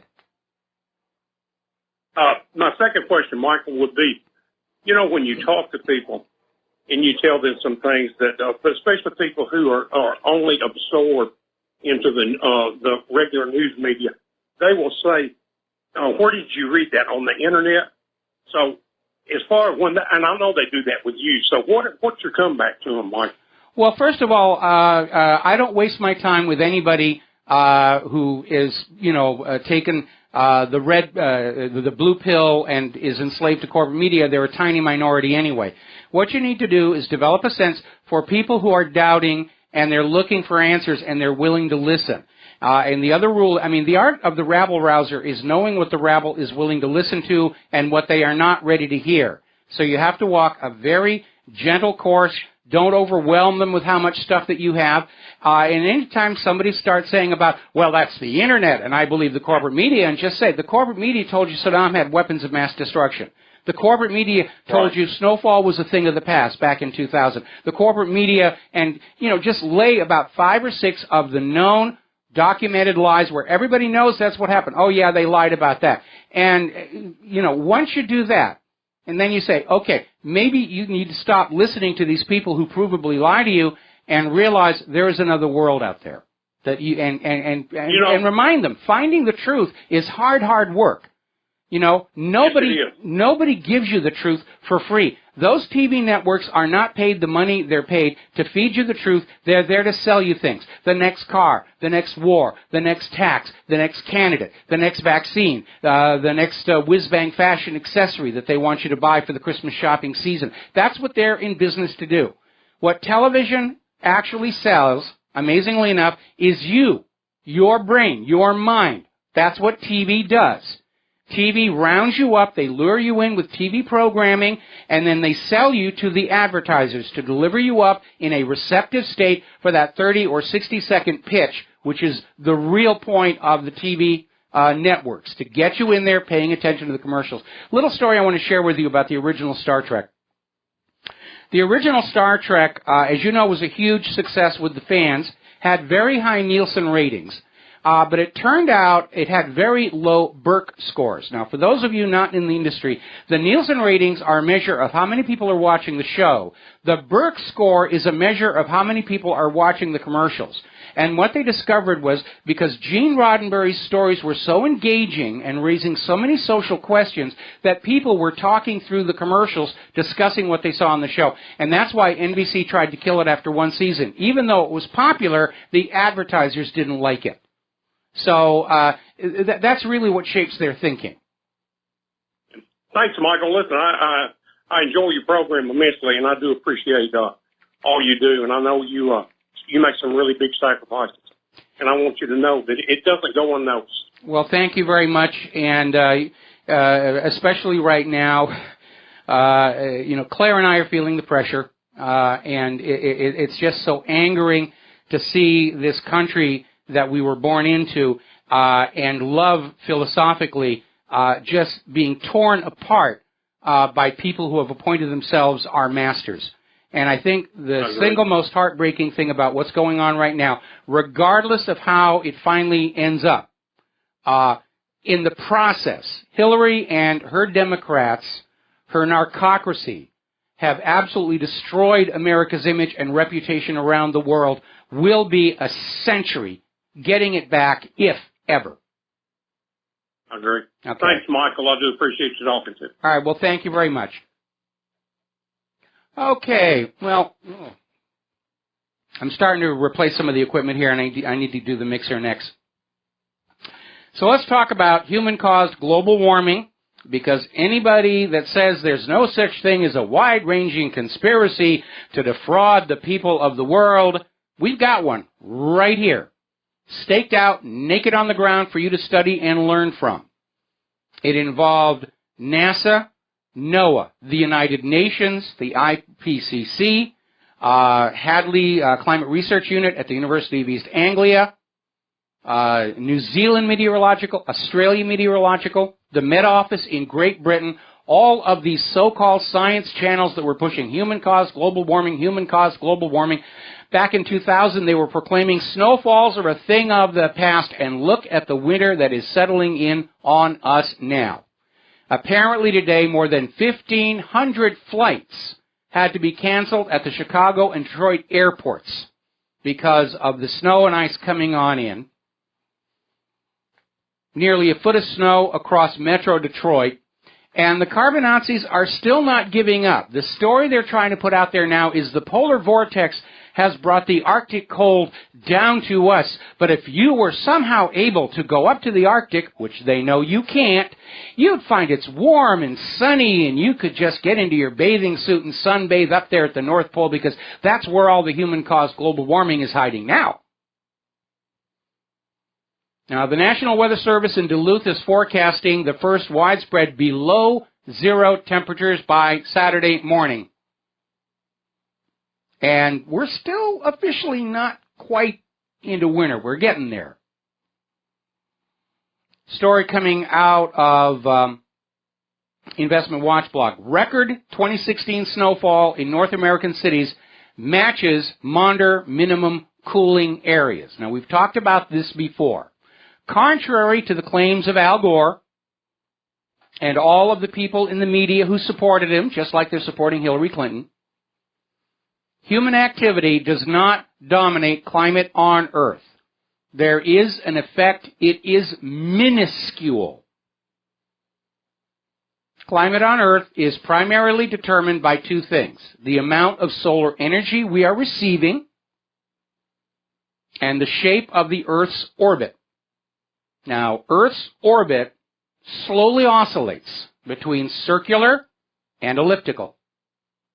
When it's elliptical, the Earth spends more time at the far end of the orbit further away from the Sun, following Kepler's laws of orbital motion, and that's when we get the ice ages. When the orbit becomes more circular and Earth spends more time closer to the Sun, we get the interglacials, which is where we are right now. Now, solar output is not constant. There are numerous solar cycles that influence the amount of energy it puts on out. There's the 11-year sunspot cycle, 22-year magnetic cycle and indications of longer cycles, 60 and over 100 years. We've only been able to study the sun scientifically for about 100 years. So we don't know if what we're seeing is part of a longer period cycle or not. But what is known is that a few hundred years ago, there was a period called the Maunder Minimum, where astronomers noticed that the sun had no sunspots for a prolonged period of time, and Earth cooled, leading to the Little Ice Age. And the indications are now we're seeing the beginning of a repeat of a new Maunder Minimum and a new Little Ice Age, and there is nothing Al Gore and his people can do to change it. It's just another scam. Politicians love to take something that happens naturally, declare it a crisis and emergency, and then offer to sell you a solution. Only we're not buying anymore. Got to take a break for commercials. We'll be right back. And aloha, America. Welcome back to the show. We're talking about human-caused global warming. And apparently, up in Ontario, just in the last 24 hours, 500 collisions because of the snow and ice. And Canadians know how to deal with snow and ice, so this is like really a bad situation. All right, we're going to take a phone call here. Gary in Saskatchewan, aloha. Welcome to the show. What's on your mind? Hey, buddy. What's going on? I was just noticing here, I just saw on Facebook, Judge Knapp, Napolitano. Yes. Just come on, and he said that he interviewed one of the top guys from the NSA, and he said it wasn't the Russians that hacked in to the DNC. It was the NSA that did that and fed it to WikiLeaks to release it. Well, Craig Murray is saying exactly the same thing because he's out there saying he actually met the person who was the leaker to WikiLeaks, and it wasn't Russia. It was an intelligence agency insider. And so, no, I mean, if the NSA did this, good for the NSA and whoever did it. I'm going to have to take back some of the bad things I've said about them.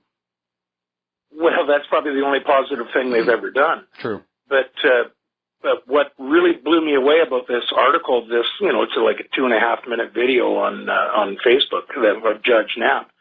And but what really amazed me about it is he had to do it outside of the Fox studios. I thought, that's very telling.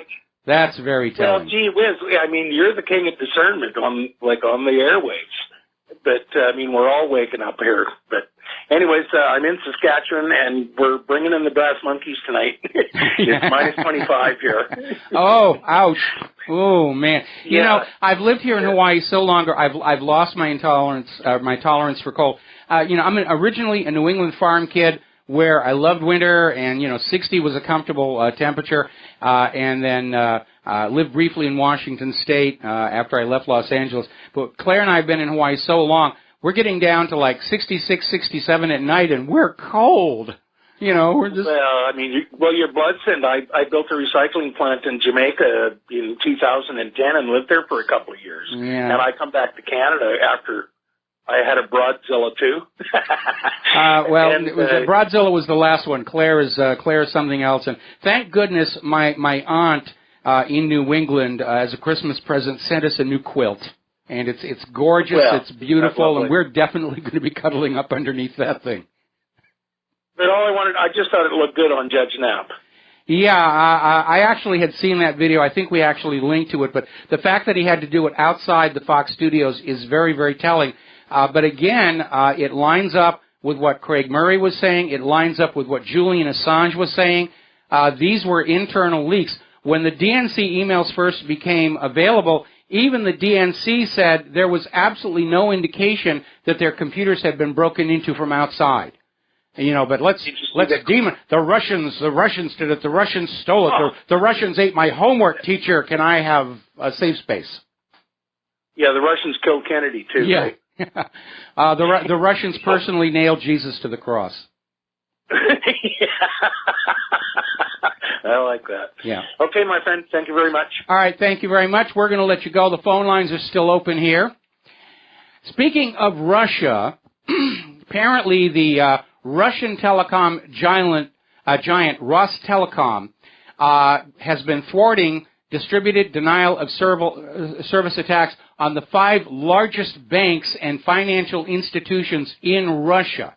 The attacks all happened back on December 5th, the longest of them lasting for over 2 hours. So somebody's throwing a real tantrum here, and I think we need to look at Joe Biden's comments from just a couple of months back about how great it would be to launch cyber war against Russia. And it looks like they're actually doing it and trying to provoke Russia that way. Now, apparently the TalkTalk routers have been compromised by a variant of the Mirai worm that turns them into botnet agents to be used as armies to mount distributed denial of service attacks. More about this when we come back.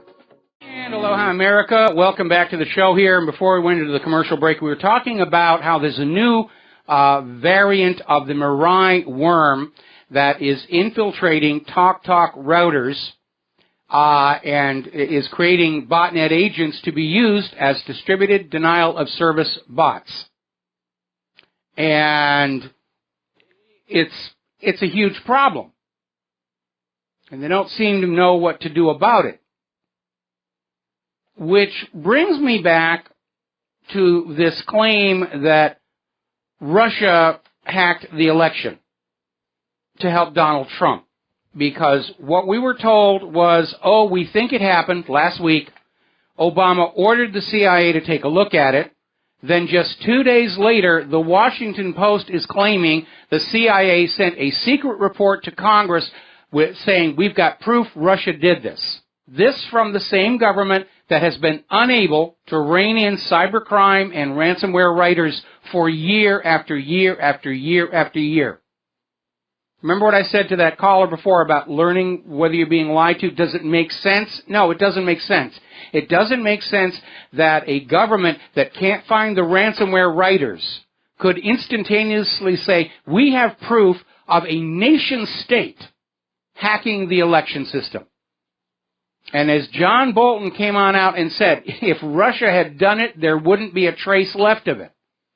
We're not talking about script kiddies running out of the basement of their parents' home. We're talking a nation state that's very, very capable.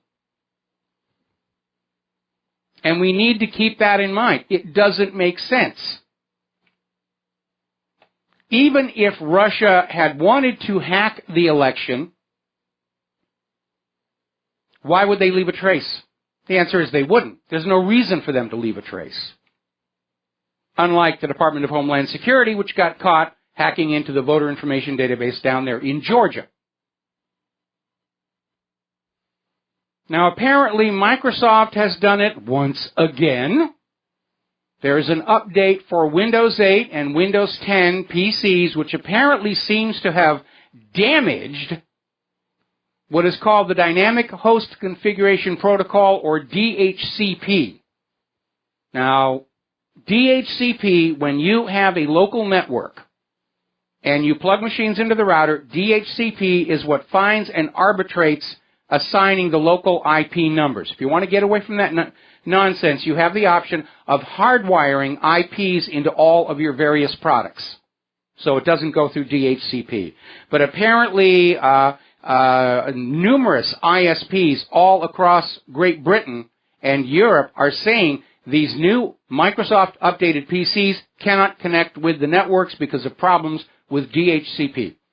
Apparently, the DHCP cannot automatically acquire their LAN side IP address, router address, and DNS settings from the broadband routers. So they drop off the internet and they vanish from other devices on their local network. Way to go, Microsoft. Now then, interesting little story coming out of daisyluther.com, where supposedly Elon Musk is coming out with an idea of a Wi-Fi capable brain implant. What could possibly go wrong? And they're talking about a computer interface implanted into the human brain, which, if you're familiar with books like Neuromancer and Burning Chrome by William Gibson, It's a major storyline. There is a problem with that, though. When you have a Wi-Fi port on your smartphone, the Wi-Fi port connects to a known standard communications protocol, which is the same from device to device to device to device to device. There's the problem. As we grow up, our brains evolve and adapt to our environment and our education in different ways. There is no standardized way of communicating with a human brain at that neuron level. There's no one place where it all comes together where you can dip into it. It's totally distributed. So it may sound like it's a good idea, but frankly, I don't see it as happening anytime soon. All right, let's grab a couple of phone calls. George in Texas, aloha. Welcome to the show. What's on your mind? How you doing, Mike? Doing fine. Well, you know, the thing is, I was listening to local NPR driving home from work in the mornings. I work at nights, and I can tell you one thing. They are frantic. That's why I written out, thank you for posting on your website, but they were sitting there scared because all those laws they passed, like the Military Commissions Act, the Patriot Act, PD 51, all those draconian laws, you know, that were meant to take us down to arrest dissidents, to put down a resistance, now in the hands of Donald Trump could be used against them. Yes. They're scared. Yes. And, you know, it just comes to see if their arrogance, knowing their arrogance, thinking what goes around is not going to come around, and I just think that's what's happening. What goes around is going to come around. Well, it's not just that. Again, it goes back to the fact that for 30 years we've had a political elite that is steeped in that drug money corruption out of the CIA's Operation Screwworm, where they were smuggling guns down to Nicaragua, and it was a violation of not only the Bolin Amendment but the Logan Act, so they couldn't get money for Congress to pay for all this, so they funded it by smuggling cocaine back into the United States of America to sell to our kids and pay for the guns and make themselves very rich. And they acquired enough money to literally buy their way to the highest levels of the U.S. government. It's a repeat of prohibition. This is what Gary Webb was talking about with his news series Dark Alliance, for which he was assassinated. And that's really what's going on here. And so all of Hillary's supporters understand they're looking at serious jail time for participation in a giant drug money laundry. That's what the Clinton Foundation is. It's a money laundry slush fund. And they're looking at they've been able to keep the lid on all these crimes all these years by being in power. Once they're out of power, you're going to see people going on back and actually looking at the evidence that indicates White House Deputy Counsel Vincent Foster was murdered. The FBI did cover it up on orders from the White House. They're going to be looking at Chinagate and how the Clintons did sell U.S. secrets to China in exchange for campaign donations. And then they're going to move up and say, was Hillary doing the same thing with that private email server and using the charitable foundation to collect and launder the money? These people are looking at drug charges, they're looking at espionage, they're looking at treason, and that is why they are so afraid right now of Trump's victory, because they won't be able to control the narrative, they won't be able to control the courts, and payback is going to be a Hillary. Well, you know, I just want to ask you one thing, if you probably can get in the future. You can get Chuck Undersea on your show as a guest again for his new movie, Revelation. I'll try. I don't have contact information, but I'll try and track him down. Okay? Yeah, because you know, his new movie is a springboard from Behold the Pale Horse. It's a lot more expanded than the first movie. And I really remember Behold the Pale Horse. That was a very, very good film. This one's very well edited, much more expanded, but I just think they missed one thing. They should have had you as one of the people on there. They know where to find me. I mean, one of the big problems Claire and I have had is that living out here in Hawaii, and it's a tropical paradise. Actually, no, it isn't because of TSA and the economy and everything. There are a lot of people who want to involve me in their various projects. They can't afford the airfare for me to come to the mainland. The one happy exception, obviously, being the History Channel, which was able to bring me back to California to film America's Book of Secrets. But after January 20th, when we see how this battle between Trump and Hillary resolves, Claire and I are seriously thinking we'd like to get back to the mainland so that I'm available for speaking engagements and more involvement in some of these TV programs. Also so that Claire can get a better class of singers for her music demos because while everybody here in Hawaii knows Tiny Bubbles and Little Pearly Shells, finding singers who can handle the more sophisticated music that Claire likes to write has been very, very difficult. And out of necessity, I've become a very, very good recording engineer. Claire's laughing in the other room. She knows what we go through. But it would be nice to actually get singers who could come on in, look at the sheet music, and hit the pitch on the first try. So, but again, we're putting that decision off until after January 20th. But we'd like to get back to the mainland. It's going to cost us about $30,000 to do it. But we really want to come back to the mainland under a Trump presidency. Well, I just hope, set up a GoFundMe page. I throw in a few dollars. Like I said, after January 20th.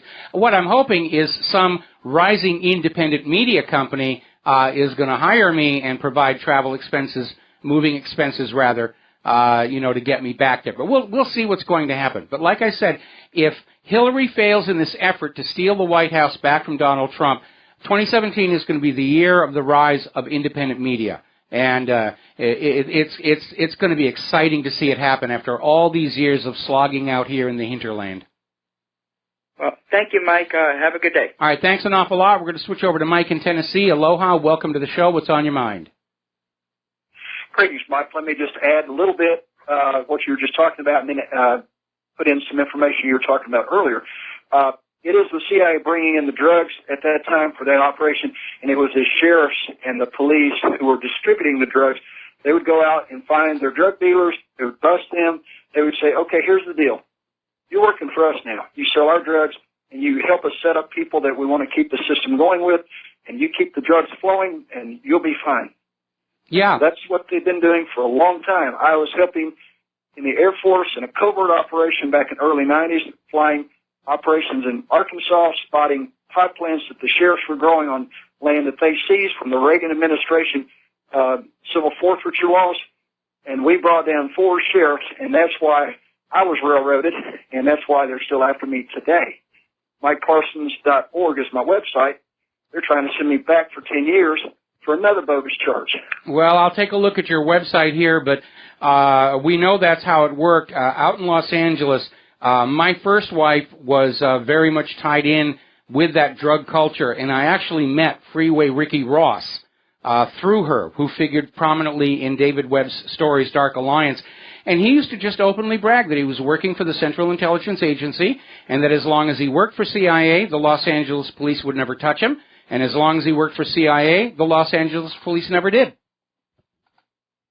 Right. They had the congressman contacted by the farmers who were losing their 1,000-acre ranches and farms to these sheriffs in these backwoods counties, and they said, look, you got to help us get our farms back, or we're going to take out some sheriffs because they're stealing our land. And the congressman got with the Air Force, and they got the ability to utilize properly the auxiliary. Air Force Civil Air Patrol is an unpaid auxiliary, so there's no posse comitatus violation.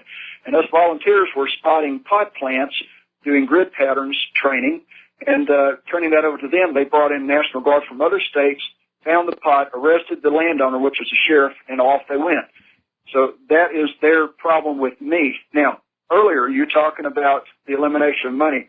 I know people that fly a lot, and the problem now is that all these little airports have self-service gas stations. You have to have a credit card. Even if you go during normal operations, they don't want cash. If you go to a county-owned airport, I don't know of a single county-owned airport across this country that will take cash. They've all gone to credit card only, so they can track who's flying where. Yes.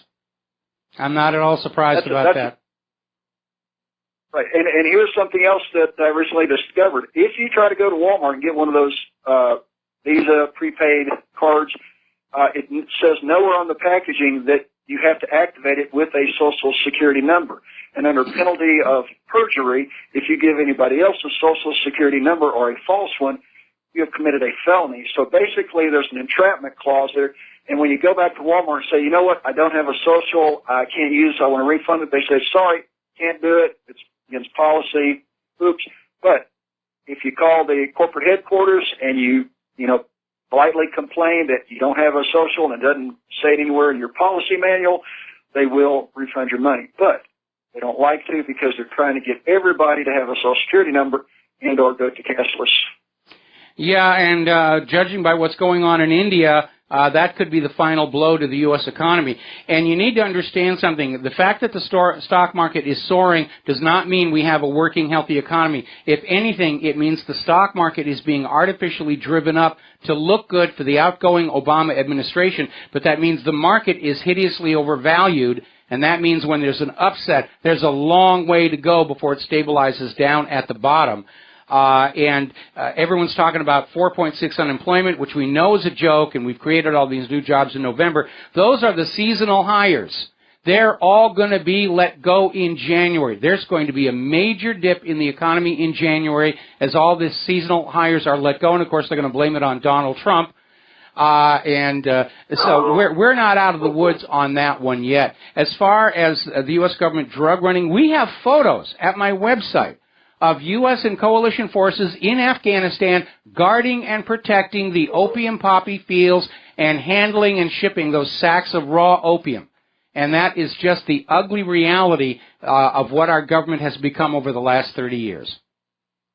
And don't forget the body bags coming out of Vietnam full of drugs. That's absolutely. They transshipped right through here in Hawaii and contaminated our local political structure. We're still feeling those effects to this very day.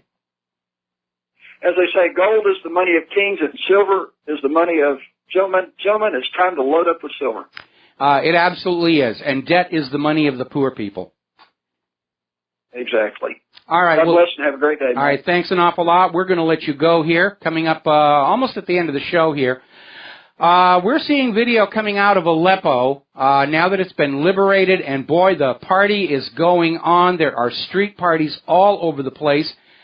With news of the victory. None of these are being shown in the American corporate media because the narrative is, oh, those poor people of Syria, they're now back in the clutches of the evil tyrant Assad, and they're miserable and unhappy that they have not been freed from him. And the video from the ground is showing exactly the opposite. They're delighted to be saved from those U.S.-backed terrorists.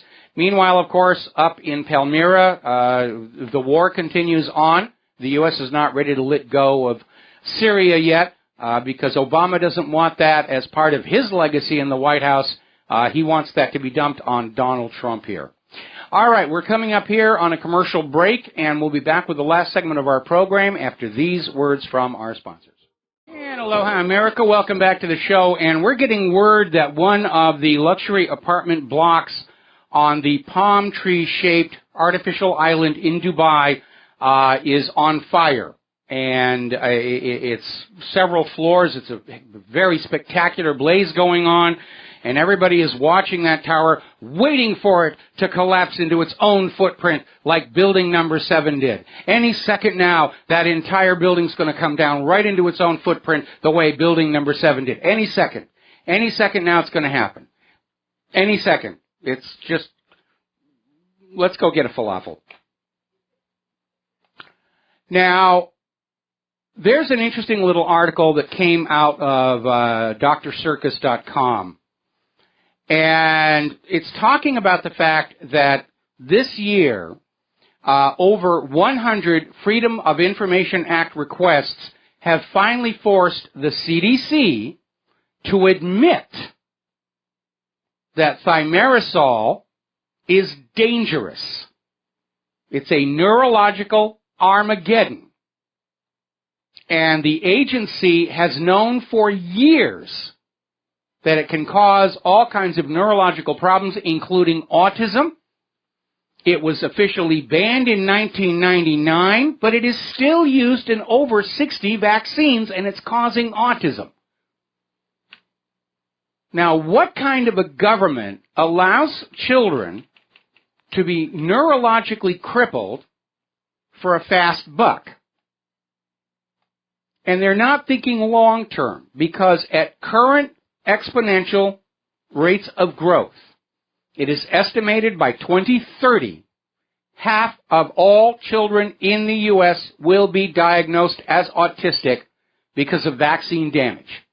That means half of the American population will not be available for the workforce. And a significant portion of the available workforce will be tied up caring for the autistic children as they grow into adulthood. Even if the government adopts the draconian procedure of euthanizing children who are diagnosed as autistic, you still have a less than total workforce from the birth rate, and the rates of infection and diagnosis are still going up because they won't deal with the problem. Because it upsets the stockholders over at the big pharmaceutical companies. Apparently, last week, the Environmental Protection Agency released an environmental impact study regarding creeping bent grass. This is a genetically engineered grass that accidentally broke into the wild from the test planting. And the EPA, now that it's gone out there, is saying, well, we've looked at it, it's not a big problem. You shouldn't be worried that it broke out of its test field. It's okay, it's going to work out. Remember when kudzu first came to this country, and what an absolute nightmare problem it was displacing other indigenous plant species? And of course, this bent grass is designed to resist glyphosate. It can't be killed with Roundup. They're insane. They're all on antidepressants. That explains the thinking coming out of corporations and government. They're all on prescription antidepressants. There's the music. I got to do Jim Goddard's show up in Vancouver. We'll be back tomorrow here on the Republic Broadcasting Network. Don't forget to look at the Pure Pro products. 25% off Christmas special between now and the end of the year. RepublicBroadcasting.org. We'll be back tomorrow. Aloha, America.